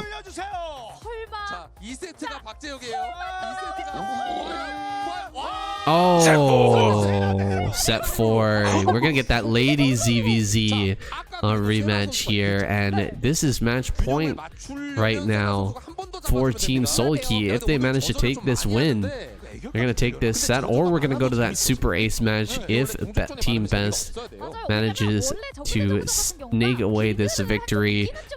Let's jump into match number 8 and find out, will we get that super ace match or not? All right, hopping right into it. This rematch here between Roro and her opponent. If I could just remember who it is, it's Senna. All right, Roro versus Senna here. Is this exactly the same positions as well? I feel like this is... How did that happen? How did that happen? I don't know how that happened. Top versus bottom settings because they're sausage monkeys. I don't know, dude. Like, no, probably more than not. It's just like luck, you know. Like the game just goes that way, and everyone's like scratching their head thinking, like, is this someone rigged the map or something? But yeah, no, it's just like RNG sometimes be like that. That's a heck of a coincidence, but there you have it. Roro gonna maybe go for another hatch here in main. I mean, it worked out pretty well the first game. She didn't end up winning that, but I think if she had an earlier evolution chamber and just get that spore out just a tiny bit faster, she probably would have won that. Let's see. Yeah, it's gonna be exactly the same builds here from both players. Yeah, and the reverse scout is actually gonna make it so that they find each other slower, because Roro did this reverse scout, so it really wants to delay. I guess actually this is kind of interesting from Roro. I think it's necessary. I think if you're going to play this kind of style with 12 hatch in main, you kind of have to reverse scout. So I think it's almost necessary playing this way. That's a term I haven't heard before. Reverse scout? Is that what you're saying? Can you explain what that is? Yeah, basically you're sending your overlord not to the enemy's expansion area, which you would normally. You're sending it to their main base because you want to catch their overlord early, or you want to stop them from finding you early because they intercept your overlord. All right. Well, we've got Lings coming in here. This time knows exactly where her opponent is, so the creep colony is going to have to start here. We're going to have Lings coming out pretty soon, but the sunken colony is going to be the cornerstone of this defense. Drones are going to have to be pulled as well to try and stop these Lings from getting surface area on that. She's actually going to go for the spawning pool, interestingly. I don't think this is going to end up working out well because the sunken is going to finish here and start to pick off these Lings, and drones are going to be thrown over the top. Oh, it's actually maybe going to go down 20. Oh, she actually gets the spawning pool. That's huge. Yeah, it's really huge. In fact, it was actually not a bad choice to go for that, but if the drones do manage to get through and start to bug out the Lings even just a little bit, it's actually really hard to kill the pool there. So it was a very risky choice to go for that and commit to it, but it did pay off, and Roro definitely wasn't be able to react to that nearly well enough to be able to defend that. So really looking good for Senna here, coming forward and putting on some pressure with these Lings. There are still a sunken and some Lings, slow Lings that is, to defend against this, so we'll be having some defensive capability for the time being, but Senna's going to get stronger and stronger and put down this Spire and keep the pressure on. Meanwhile, Roro is just still struggling and getting this pulled back up online. I think you have to go Evolution Chamber here, right? There's no way she's going to be able to attack with like slow Lings are going to be coming out for Roro. She doesn't have that spawning pool to produce speed, and she doesn't have the spawning pool to make layer. She can't really make Lings right now, so she can't overwhelm with Lings. Losing 2 drones here as well is really, really painful. I think the only comeback mechanic right now for Roro is going into Evolution Chamber and just trying to survive. But even if she does manage to survive, we're going to have mutas on the map. She's not going to have that natural. It's not like she's got, you know, the natural base with which to kind of secure her position into the later stages of the game. She's just gonna, okay, maybe she's just gonna go mass Ling and try to overwhelm, but we're gonna have the Spire finish here, and mutas are gonna be on the field before those Lings even come out, and we're not gonna have speed either. How do you win this game as Roro? I feel like all the disadvantages are here. It's not pretty, Saiyan, but you can potentially just walk out and get a good surround on these Lings, and then Senna doesn't react to it, which is basically what's happening right now. Senna, wake up, please. You've got Ling speed. Finally does react with those Lings and doesn't lose all of them for free. That was a little bit of a scary situation. In fact, if Roro had just had confidence and just got the surround on those Lings, would have mopped up more of those Zerglings, and then maybe would have been putting a lot more pressure onto Senna. But there is enough pressure on Senna for the time being. There is a drone coming out, I guess, to make a forward sunken colony, which is okay. We see defensive sunken on the left-hand side of the Spire, which is wise as well, coming from Senna, so that's a good choice there. Roro really wants to come in and finish the game here, but these 3 meters hatching is being really difficult. Could snipe this drone as well before it's able to make the sunken colony in the main base as well. Drones. Here come the drones. Yeah, 2 drones. Really wants to put the pressure on here and try and win the game right now, but with the mutas already out, it's going to be very difficult to make that a reality. The drones drilling on the sunken colony as well, protecting that precious sunken colony from taking too much damage, but is maybe gonna go down for Roro. But so many Lings have already fallen. All the drones are still alive.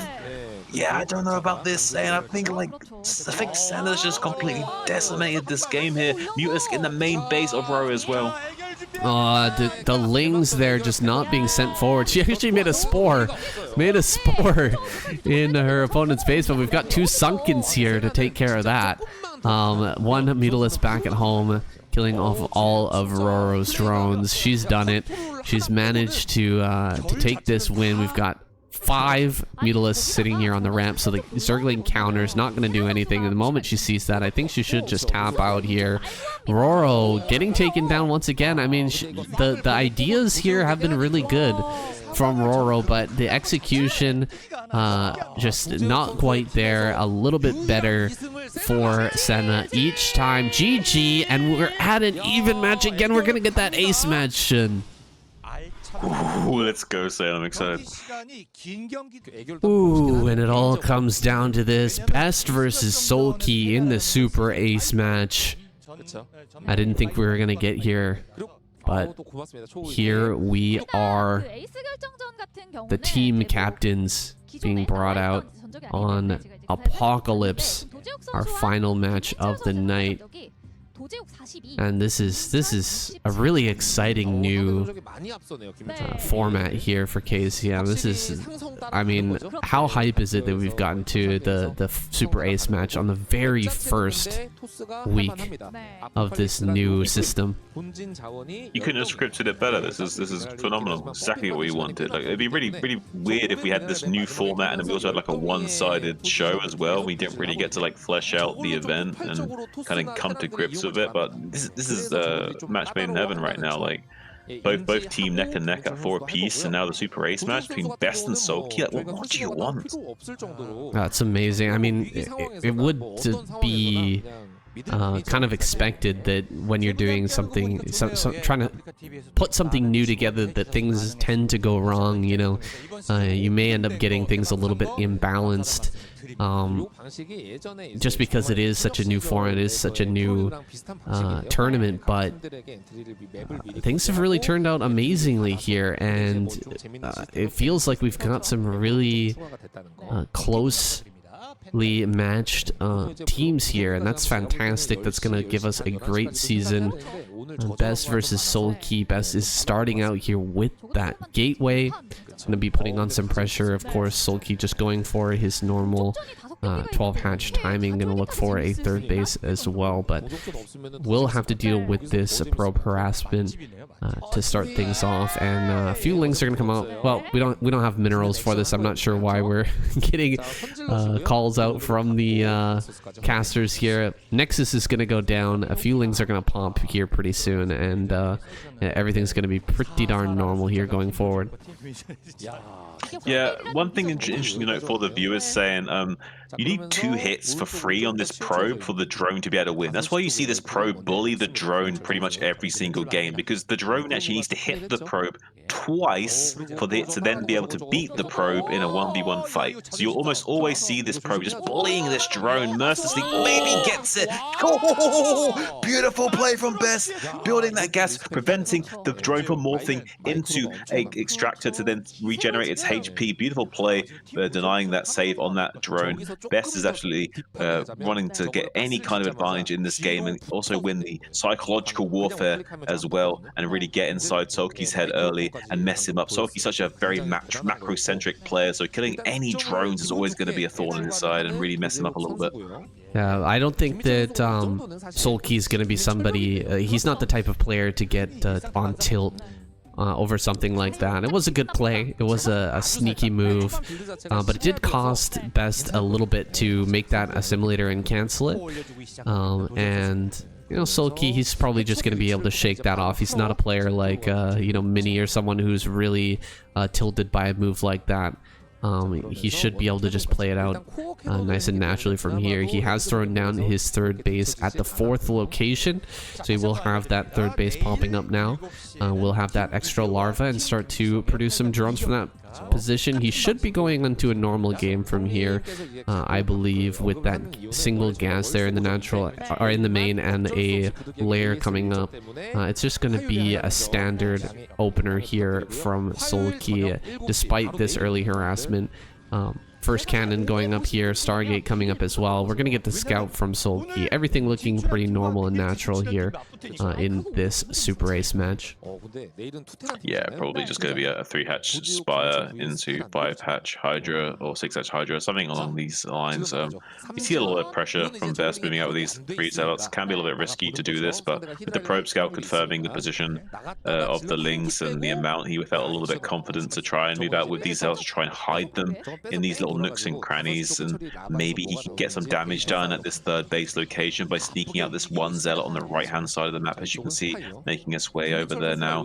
We'll be able to build maybe a little bit of damage to Soulkey here, but with the Lings in position, he should be able to make his way over there after killing this probe scout if he wanted to try and make sure there's no way of losing anything here, because there's no need to set all of your Zerglings to the expansion of your opponent when you know you can't bust them. So Soulkey now has got a few links positioned on the right-hand side, as we can see, in anticipation for this, and we'll be checking the front with the Zerglings now to confirm the core just spinning, so he knows there's an upgrade being made right now, so we can assume there's going to be some kind of Zealot set timing. Yeah, it looks like Best got a little bit freaked out there by seeing that number of lings in his opponent's natural when he lost his pro, but there's not really anything coming here crazy from Soulkey, no sort of Hydraless bust. So this extra cannon gonna be cancelled here once the Corsair arrives. Nice little optimization there by Best. This Zealot that was sent out on the map, as you mentioned earlier, is going to be caught here, trying to slip its way into the third base. That's not going to get any damage. So a lot of back and forth here between these two guys. They're both trying to secure little advantages here, but being dealt with very nicely on both sides. We've got quite a few lings here ready to take on these Zealots. They don't have +1 just yet, so now could be the right time to dive upon them and try to get the trade out here before that +1 is done. These lings are not going to be too useful once that +1's finished, so maybe he wants to do that. Maybe he just wants to use them to threaten a counterattack, although there are 2 cannons here. You can't really do that. Oh, just barely missing that Overlord there on the right side. So getting some good value out of these units, forcing out those extra lings, you know, getting a couple of Overlords here. Best is doing well, but Soulkey is firing back here. He's getting into his economy, getting out those 6 hatches. He's going to have a nice transition here as well. Yeah, Soulkey's going to be ramping up very soon. He's really good at just building such a flood of units that it's really hard to keep up with players of these caliber, which can produce just such a huge amount of Hydras. It doesn't seem to matter how much Storm you've got, and you can keep pushing that T button and trying to storm over and over again, but eventually you run out of energy and they overwhelm you. And that's what we see these pro gamer Zergs do so well. They just make such a crazy amount of units that it just seems unstoppable. And Soulkey is one of the best in the business at this kind of macro-centric way of playing, and left to his own devices will overrun you. So we see Best now making his way to the third base location with these Zealots trying to come down here. Beautiful Sim City, but not a lot of Hydras to defend, only 4. So the Zealots will get on top of those and punish those quite quickly, and maybe kill not only all the 4 of those Hydras, but trade off some of the links as well. So pretty good catch, I would say, from Best, but not the most ideal trade. Still losing these Zealots this early, it takes away a lot of the meat in his army that he needs to be able to come out onto the map here. So I think for the time being, Soulkey's going to be in a bit of a commanding position, while also trying to deal with these annoying Corsairs soon. Yeah, the position there from Soulkey was looking very nice, but he didn't move the larva into that crack between the evolution chamber and the hatchery. It's just an honest mistake. If he had moved that over there and he placed a Hydra in between there, we wouldn't have seen any damage from those Zealots, but little tiny bit of damage. It's not really going to be the end of the world here. DT is out on the map now. This is a scary DT because we don't have Overlord speed just yet, and these Corsairs are still running rampant. Nice pick off on one of those Corsairs. There's still 5 here, but I don't think they're going to be able to get any damage in this position. Can they get over to that third base and kill off the Overlord there and make some space for the DT to slip in? That's going to be the next question here on our mind. Still sharking around, still looking. There's a lot of Hydras now over in this position, so I don't think he'll be able to get any damage over here. No, I don't think a lot. We see some Overlords being sniped, which is pretty normal when you see this kind of committal to Corsair. If we see any more start to go down, we can start to be a little bit worried for Soulkey, but he's staying floating above water right now. He's doing okay. He's got plenty of Hydras to defend the remainder of these Overlords from these Corsairs. A DT is just kind of waiting in the wings for these Overlords to be dealt with so we can come in and kill some drones, but as long as Soulkey doesn't make any kind of blunders here, should be no damage found for Best. So really well done. And we see the Robo coming online as well, so we'll be having those precious observers coming out soon to make sure no lurker contains can be set up, and we'll be having the detection needed to keep the onslaught going and preventing the Zerg from setting up fortified positions with those higher tier units. Yeah, I really like what you said there, that this amount of Overlord damage is kind of par for the course. You're going to get this no matter what, but anything more than this it's going to start to be really painful for the Zerg player. You really need to start defending your Overlords perfectly from here, and Best, I don't think we're going to see any more Corsairs because unlikely that we're going to get more damage from those. He's just going to keep these as active on the map as possible. Look for mistakes from Soulkey. Oh no, this one drone actually especially when there's a drone waiting, is going to be forced around the backside. So that's going to limit the number of lurkers that are going to be able to be produced here, and it's also going to slow down the teching of Soulkey. So that's a bit frustrating. You may want to put an extra drone on there or two. I'm not sure, but that's really unfortunate. I mean, I love the positioning of that evolution chamber. It makes it so difficult to attack in that spot, but with the drone mining being messed up, it's hardly worth it.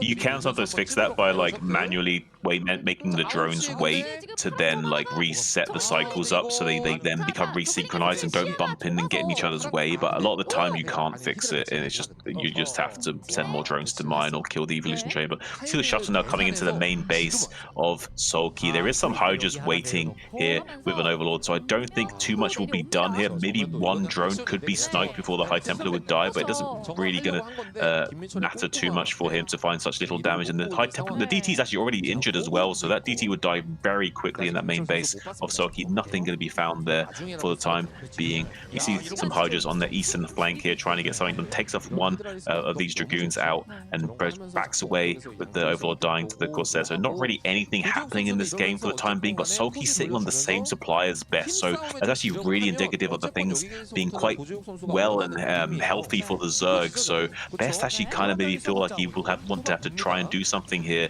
He is taking his third base. Will make Soulkey want to either take his hive or do something about that. And now we see a play in the main base of the Sares and Zealots following this High Templar, but gets sniped by the Hydras. Taking out that DT is crucial. Now there's a lot less DPS available, and we'll be able to stop too many of these drones from falling as more Hydras come from the expansion location to bully away these Corsairs out from the main base and restabilize his position here, Sam. Yeah, he's going to stabilize his position, but meanwhile, Best moving down towards the bottom right. He's going to push through here before lurkers are set up really in position, but he's going to lose the Observer. Observer goes down. That's so painful. He's not going to be able to push through here without an Observer. Nice storms getting thrown down, but pretty good dodges from Soulkey as well. Yeah, really good dodges here, keeping most of those alive, and yeah, you're not going to be able to push through without an Observer. There's a second Observer coming forward, but it looks like Best is going to back away. Love to get an upgrade check here, because I think that Soulkey should be finishing up +2 attack pretty quick. He has a second evolution chamber as well, so he's getting a secure for this late game. He has that high ground in the middle to like a really nice defensive position on that high ground with a ton of lurkers. I don't think you're going to be able to crack through there as Best. And with the fourth base coming up, I think we're going to get to hive tech here this game. Diving on top of that Templar, he gets that for free. Yeah, really bad decision to try and break up that ramp. You're just not going to be able to do it very easily here as Best. He's going to try and take the center left base now. That could be a little bit difficult to defend because you know, you've got that high ground position, but there's like a second attack path down here to the left that's very, very close to where Soulkey is defending, that he could send army through that area and try to, you know, take out that base. He may be going for counterattacks as well. We're going to see hive here very soon. More and more hatches are coming down. Soulkey really getting into that nasty late game you talked about earlier with huge macro waves coming out of the Zerg. And I don't think Best wants to take it late game. I think him taking this 9 o'clock means he wants to end the game. I think he's worried that if he takes this, he gets the High Templar of the Lings maybe. This could be huge. Any small little plays like this is really big news. It doesn't seem like a big deal, but any damage done at this stage in the game could be the thing that turns the tide. There's just like a few storms like not available to the Protoss when they need them most. It can be crucial, and it's like make it so that a position that could very easily be broken is now not breakable. So anything like that for a few Lings for a High Templar is a really big deal at this stage of the game. Now the shuttle's being found by the Hydra in the main base, being taken up by this guy. This is really bad for Best, saying. Yeah, he saw those shuttles in the natural there with those Lings. That was a huge scout. He's even got a lurker here in the main. I love that that he's actually added on this lurker here. This makes it so much harder to deal damage with these zealot drops, and he pushes that back easily shoves that away. He's going to bring some more Lings forward. He's got the Defiler Mound down now. He's going to have Crack upgrade here pretty soon. He's on triple evolution chamber. He's so ready for this late game, and I just don't think Best is. He hasn't really done that damage, and he's got his fourth base up. He's just saturating that now. But like, Soulkey is fine here. 4 base to 4 base is fine as long as you're going up to Hive and really getting those upgrades rolling. Yeah, I think that this is a position that Best is needing to crack open and win now or lose. And so far he's losing, and he's trying to come in and make do of what he can, but it's going to be really tough. There is a small window here where he can maybe make something happen, but he just doesn't have enough Storm available. And now with all these lurkers being levied against him and set up in this big, nice, beautiful line, it might be just too much for him to break through. And so he has so many units waiting in the wings. There's another drop in the main base with a Storm trying to desperately get something done. A few drones going down and Storm on that lurker too. So he's finding something for his efforts now, but the units have been cut off from retreat. He's going to cut off the head of the snake of Best as well, not let any of these units rejoin with their brethren, which they so desperately need to do. The only way you can make this kind of strategy work is if you keep rejoining and reinforcing this process ball over and over again. He's cut off that now. Beautiful Storm in the third base though of Soulkey, taking out more drones, but it's not really going to matter too much for Soulkey. He can reproduce those drones very easily. Losing this big standing army of Best is now going to be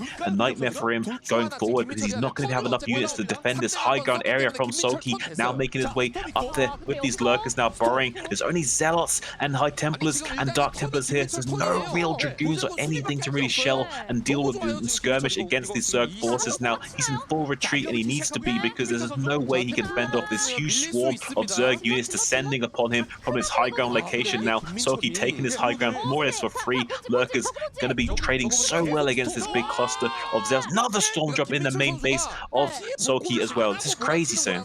This is insane. He's lost a ton of drones, but he's taken the most important location on the map right now, which is just this high ground outside of Best's third and natural base. It's so painful to try and get up here. He's gonna try and run up the right hand side, get on top of this. We've got storms here for these hydras and lurkers. Nice storms actually on a lot of this, but he picks off the observer and forces everything back. A counterattack down here to the 6 o'clock is going to be dealing quite a bit of damage to the drone count. Soulkey is trying to do multiple things here right now, which is hold that high ground and re-drone, defend all of these different attacks that are going on, and the storms that are happening. Look at this. He's got a High Templar with 75 energy. He could get the massive storm here on all these transferring drones. They actually split up though, and it looks like he won't be able to get the really big drone kills here. Had he actually been paying attention to that, he would have been able to get so many kills. He does get a big storm there, gets about 5 to 6 drones. That's huge. But now we've got the Defiler here with the Dark Swarm. That's so difficult to break out of now. I think this might be an unlosable position here for Soulkey, even if he lost, you know, the majority of his drones with these Dark Swarms here on the high ground and lurkers. I mean, how do you break out of this as Best? He's going to try and go up this right-hand side, but Dark Swarms are going to come down, and everything's going to be pushed back here with tons of Lings to reinforce. The only thing dealing damage right now is Zealots and these... Oh my god, another High Templar drop down here in the bottom right. So much is going on right now. Dark Swarm's down here on this third base. It's been cut off. He can't really reinforce that position, so just a few Lings and a Dark Swarm are going to be able to deal with that. Best desperately needs to break out of here, but I just don't think he can. Well, this is absolutely insane. This game is absolutely crazy right now. Soulkey as a macro god fighting against this Terra Best right now. I can't believe, like, Best is like the silverback gorilla, desperately trying to fight off this monster that is Soulkey. He's just an unstoppable monster. Best is just smashing away at his economy over and over again, trying to hammer down on the production capabilities of this macro god. And he's starting to do it. The cracks were starting to show there for Soulkey for quite a while, but not enough. Like, there's just too many units, and there's no way you can get up this position. The Defilers and the Lurkers already taking the high ground with the Dark Swarm support. There is some beautiful plays from Best, though, with these dropship plays. We see another Dark Templar drop in the main base of Soulkey, trying to, like, take out the head of the snake rather than having to fight it off all at once, and now pushing into the main of the force of this Zerg as well from the west-hand side. Not able quite have... Oh, this is crazy. What's going on in this game right now? So much is happening. Oh, so many kills here with these DTs. It's insane. just massacring that drone line, killing off all of those units back there as well. But eventually Soulkey hangs on and he kills the base in the top right as well. We've got some storms here available for Best, but he's on one base mining right now. That's all he can afford. It's almost less than one base though for Soulkey, because he's been battered down so badly in his drone count, but he's still holding on. He's still pushing things back. He's got enough here to hold off this army. There's a decent contingent of dragoons, but those earlier dragoons, the dragoons who were picked off in the attack onto the third base earlier, is still hurting Best here. Another drop of a Dark Templar here in the main. He's got 12 kills, 13 kills. He's killed so many drones, but I just don't know if he can actually break out of this. Yeah, I don't know. He's going to catch this Dark Templar eventually in the main base. Meanwhile, trying to break out onto the high ground. There is a small weakness here and small pocket of vulnerability for Best to exploit. Defiler coming in on the right-hand side to try and maybe do something. I don't think he has energy to do anything, and there's no units here to really buffer against this force coming from this flank. So now Best has a little bit of a positional advantage now to try and play with. We see a little bit of a reaction here from Soulkey, sending out a Dark Swarm and some lurkers over to the eastern side to try and force that back and trying to stabilize and maintain this game state. But so far, Best is coming into the natural expansion with this Dark Templar. 19 kills on this Dark Templar thus far. Best is just doing the impossible right now and is just demolishing this macro god. What is happening in this game, Saiyan? Oh my god. 21 kill DT, still hero. Going down towards the third base. Let's see if he can get any more. No, he finally does get picked off, but there's something still in the main base. Best is dealing even more damage here. It is insane that he's managed to maintain this level of damage on Soulkey. You said it before, it shouldn't matter here at drone kills, but drone kill after drone kill has been going down over and over and over again, and now he's pushing forward into the maw here of Soulkey, and he might be able to just finish him off. Big hits here with some of these huge storms going down at that fourth base, just crushing those drone counts and killing off these final lurkers here. He's managed to do it. I think Best will push through to the victory here. He doesn't have a fourth base, though. We have to remember that. The third base is just about mined out. Soulkey, he's losing the remainder of his units, though. He's got nothing left here to defend this base. This is all the drones he really has right now, and it's all being taken down. There's an Archon over here at the bottom right. This is insane. Absolutely crazy game. But I think Best has finally managed to take it down. Absolute insanity. I'm really impressed by this handsome gorilla silverback ape that is Best. What a force. What a I'm speechless. GG. What? Wow. Crazy. What a phenomenon. Crazy game. What a Soulkey shouldn't lose this game. It's crazy. Oh, it's unbelievable. He had the position. He had that high ground right out in front of Best Natural, but the constant High Templar drops, the DT drops, the Zealot drops over and over and over again, just battering away at that economy. And man, Soulkey has got to be kicking himself right now for not stopping that breakout on the right-hand side. Best finally managing to get up that high ground with his Dragoon Zealot force there, able to break that position and get around that army, kind of stomping Soulkey from containing him just for that one moment, gave him the momentum to be able to come across that map. Had he been held back for just a little longer, had Soulkey managed to hold that position for just a little longer, we would have seen Best mine out, and that game could have been his. But now his team has been eliminated, and that's just the way this tournament goes, guys. Team Soulkey is done until the second half. They are out of the first half. Team Best will advance to the semifinals. That's crazy to me. That is wild. Yeah. Whew, I'm still reeling from that last game, man. What a crazy finisher to the round of 8 first match here. Team Best pulling it out, being just so clutch, that final game from our Protoss player. Just wow, what an insane finish.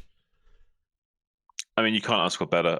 The way he just like understood that he was in a really bad position and knew that the only win condition there was I need to just like make these drops over and over and over again, keep that pressure on, and eventually we do some kind of breakout. Even though there's 20 lurkers of Defiler support already up in this high ground peninsula, it's so hard for Protoss players to deal with this kind of monster of a Zerg at this point in the game. But Best does it somehow, and like it's crazy what he managed to pull off in this game. Saying it's kind of like I'm speechless. It's a feat that is not maybe even unparalleled for some time. I'm hoping not though. I'm hoping we'll see crazy games in the upcoming matchups. I'm really looking forward to Team Light versus Team Royal.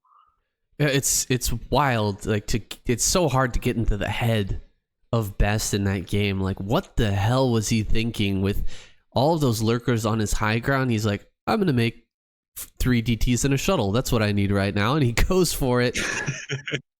Gets that damage, kills those drones, keeps on that Templar pressure. I mean, if Soulkey had built just a few Scourge and patrolled his base, those slow shuttles would have done nothing. And I think that Team Soulkey would be moving on right now. But Best takes the small % chance of a win and goes for it, and he ends up making it happen. So really, really impressive stuff from Best there. I think that Soulkey really had that game in the bag, but just wasn't able to stabilize, wasn't able to deal with those drops effectively, and he ends up getting taken down. And yeah, we are gonna have Team Light versus Team Royal for our next match. And guys, get excited. Here is the lineup for Team Light. It's going to be Anna, Kahiri, Killer, Mind, and Ruin on Team Light. Team Royal is going to be Beast, Darren, Sealdol. I'm not sure this second tier lady's name. I'm not sure who that is. We're going to have to find out here next week. Shuttle and Speed are going to be on Team Royal. So that's going to be really an exciting match here, and whoever wins that series is going to go up against Team Best. They're going to have their work cut out for them. We've got so many more great matchups here in the future. I'm really, really excited. All the teams are looking really, really good here. Yeah, I don't think there's anything we can really complain about. And what a way to debut the event as well. Like, we're learning this new format, we're coming to grips with it, and we see all the way to the ace match, and with the likes of Best and Soulkey, and they have a game that's that good. I mean, what a great way to kick off this new format, saying on this event. I'm really excited. I really want to see if KCM can like take this kind of event all the way and give us some of maybe the best Starcraft content we've had to consume for a while. Yeah, it's with this new format, it's a new schedule as well, guys. We're going very, very hard, very fast. 2 days a week now, so we're gonna have our work cut out for us. Make sure to hit that subscribe button, guys, to follow for this entire tournament. Also, make sure to check out Shun's channel as well. Link is in the description as always. Go over to KCM. His link is going to be in the description. Make sure you say thank you for hosting this tournament. If you have any questions about the tournament, go down in the comments as well. Let us know what you think about this new format. If you have any questions, we'll try our best to answer those questions the best that we can, guys. Thank you so much for joining us. We'll see you in the next video that's coming up very, very soon.